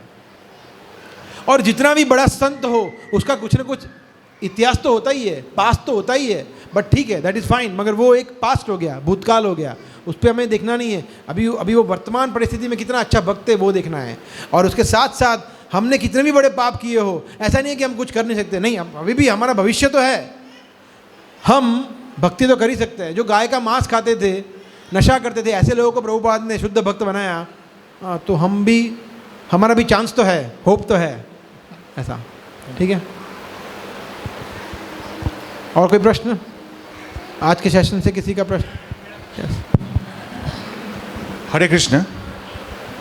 जो हम ये प्रैक्टिस में लाते हैं, चैंटिंग करते हैं, भगवान का नाम लेते हैं, तो कंटिन्यूस वो तो आता है, बट पैरेलली दूसरे गलत विचार भी आते हैं, वो एक हमारा नेचर भी होता है। तो how could we prevent such type of things? और माला करने से, वो तो और है। माला करने से। देखिए, जब हम बीमार होते हैं तो हम दवाई लेते हैं, तो एंटीबायोटिक्स, फॉर एग्जांपल आपने ली एंटीबायोटिक्स, ठीक है, तो एंटीबायोटिक लेते हैं, पहले दिन इतना अच्छा नहीं होता है, फिर दूसरे दिन, मगर बोला एक दिन लिया ठीक नहीं हुआ, छोड़ दो एंटीबायोटिक। नहीं भैया, आप 5 दिन 10 दिन लेनी पड़ेगी, तो हमें कोर्स पूरा करना पड़ता है ना। तो धीरे धीरे दवाई अपना प्रभाव देती है। तो हमारा चैंटिंग कर रहे हैं मतलब ट्रीटमेंट चालू हो गई है, और ट्रीटमेंट चालू के दरमियान माया भी अपने कार्य करेगी ना, वो थोड़ी छोड़ेगी। और अरे देखो माला का जप कर रहा है, चलो भैया अभी अपने सो जाते हैं। नहीं, माया तो फुल फोर्स से काम करेगी। तो आपको ऑफिस के काम याद आएंगे, आपको आईपीएल में विराट कोहली का सिक्सर याद आएगा, आपको कोई बॉलीवुड का गाना याद आएगा, कुछ भी याद आ सकता है, बट डेट्स ओके। हमें सिर्फ सुनना है, हरे कृष्ण कृष्ण कृष्ण हरे हरे, हरे राम राम राम हरे हरे, हरे कृष्ण कृष्ण कृष्ण हरे हरे, हरे राम राम राम हरे हरे। सुनते रहना है। सुनेंगे धीरे धीरे तो हमारा जप और अच्छा होगा। तो एक फर्स्ट है। दूसरा, अर्ली मॉर्निंग जप करिए। 12 बजे जब पूरा एकदम सब, यहाँ से ये पप्पू कॉल कर रहा है, चिंतन कॉल कर रहा है, बंटी चंटी सब कॉल कर रहे हैं, ये हो रहा है, यहाँ से ये वो गाने बज रहे हैं, तो कहाँ से माला का जप होगा? इसलिए अर्ली मॉर्निंग जप करना चाहिए। बेस्ट इज 7 बजे से पहले कर लो, जब दुनिया सो रही है। तो कौन हमें डिस्टर्ब करेगा? 4 बजे कौन फ़ोन करता है? कितने लोगों को 4 बजे फ़ोन आते हैं? कोई फ़ोन करे 4 बजे? नहीं, 4 बजे बेस्ट टाइम है माला का जप करने के लिए। 4 नहीं तो 5 बजे, 6 बजे, 7 बजे, 10 बजे के बाद नहीं करना चाहिए माला का जप। अगर नहीं हो रहा है तो ठीक है, करिए आप, ना करने से बेटर है, बट बेटर है कि आप जल्दी करिए। ठीक है। हरे कृष्णा प्रभु जी। मेरा क्वेश्चन है कि जो सात्विक खाने के बारे में आप बता रहे थे, तो उसमें जैसे हम लोग वेजिटेरियन हैं, हम लोग वेज खाते हैं, but then also we utilize pyaaz lahsun and all, और चटपटा तो खाते ही हैं, मतलब वो आदत ही है कि वैसे खाने के। तो वो भी क्या, मतलब बीइंग वेजिटेरियन ऑल्सो, वो भी क्या तामसिक खाने में आएगा? Yes yes. प्रभुपाद कहते थे शाकाहारी होना कोई बड़ा अचीवमेंट नहीं है। लोग बोलते हैं मैं शाकाहारी हूँ, तो क्या? प्रभुपाद कहते थे जो कबूतर होते हैं, कबूतर वो भी वेजिटेरियन होते हैं। Pigeon is also vegetarian. तो उसमें कौन सा बड़ा तीर मार लिया शाकाहारी बन के? शाकाहारी नहीं बनना है, कृष्ण प्रसादाहारी बनना है, कृष्ण प्रसाद लेना है, देन इट इज़ डिफरेंट। हाँ, फिर अलग है। तो इसीलिए सिर्फ शाकाहारी बनना मतलब ठीक है, बेटर है, मांसाहार से बेटर है, या सत्वगुणी खाना रजोगुणी तमोगुणी से बेटर है, मगर सत्वगुणी भी बेस्ट नहीं है। बेस्ट, मैं सोच रहा था कोई प्रश्न क्यों नहीं पूछ रहा, इसलिए कब से बोल रहा हूँ, और कोई प्रश्न पूछिए। सत्वगुणी खाना हमारा गोल नहीं होना चाहिए। बोला कल से रोज़ मैं वीगन बन जाऊँगा, रोज़ सिर्फ फल फूल घास पत्ते खाऊँगा, हो गया, और कुछ नहीं करूँगा। नहीं, ये कोई गोल नहीं है जीवन का। जीवन का गोल है भगवान की प्राप्ति, जैसे वो माता जी बता रहे थे। तो उसके लिए प्रसाद लेना पड़ेगा, भगवान को भोग ऑफर करना पड़ेगा। फिर नेक्स्ट क्वेश्चन आता है कि भगवान को भोग कैसे लगाए? हम तो ऑनियन गार्लिक खाते हैं, तो छोड़ दो, छोड़ दो। बोला हाँ ठीक है, छोड़ देते हैं। ओहो हाँ, अभी ठीक है। तो ऑनियन गार्लिक क्यों छोड़ना है? क्योंकि कृष्ण नहीं खाते, बस यही रीज़न है, और कुछ रीज़न नहीं है। और भी रीज़न है ऑफ कोर्स, जो हमने डिस्कस पहले भी किया है, बट सबसे महत्वपूर्ण रीज़न है कृष्ण वैष्णव संप्रदाय में ठाकुर जी को ऑनियन गार्लिक, टी कॉफ़ी, नशा, कैफीन कुछ नहीं देते, तो हमें भी नहीं लेना है। मांसाहार तो बहुत दूर की बात है, वो तो ऑफकोर्स नहीं देते। इसलिए हमें भी ऑनियन गार्लिक अगर आप खा रहे तो मत खाइए ना। क्या है ऑनियन गार्लिक में, क्या रखा है? ऑनियन गार्लिक से क्या होगा? घुटने मजबूत हो जाएंगे आपके, ऐसा।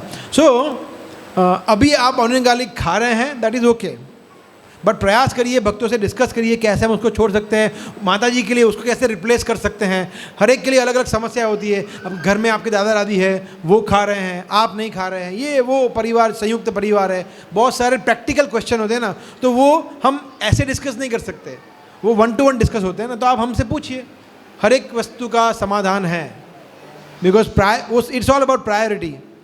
प्रायोरिटी कृष्ण है या प्रायोरिटी ऑनियन गार्लिक है, ये है, बस इतना ही है। प्रायोरिटी सिगरेट है या प्रायोरिटी कृष्ण है, प्रायोरिटी घूमना फिरना, पिक्चर देखना, रेस्टोरेंट में खाना खाना है, या प्रायोरिटी भगवान है, बस यही है, यही को हमें चूज़ करना है।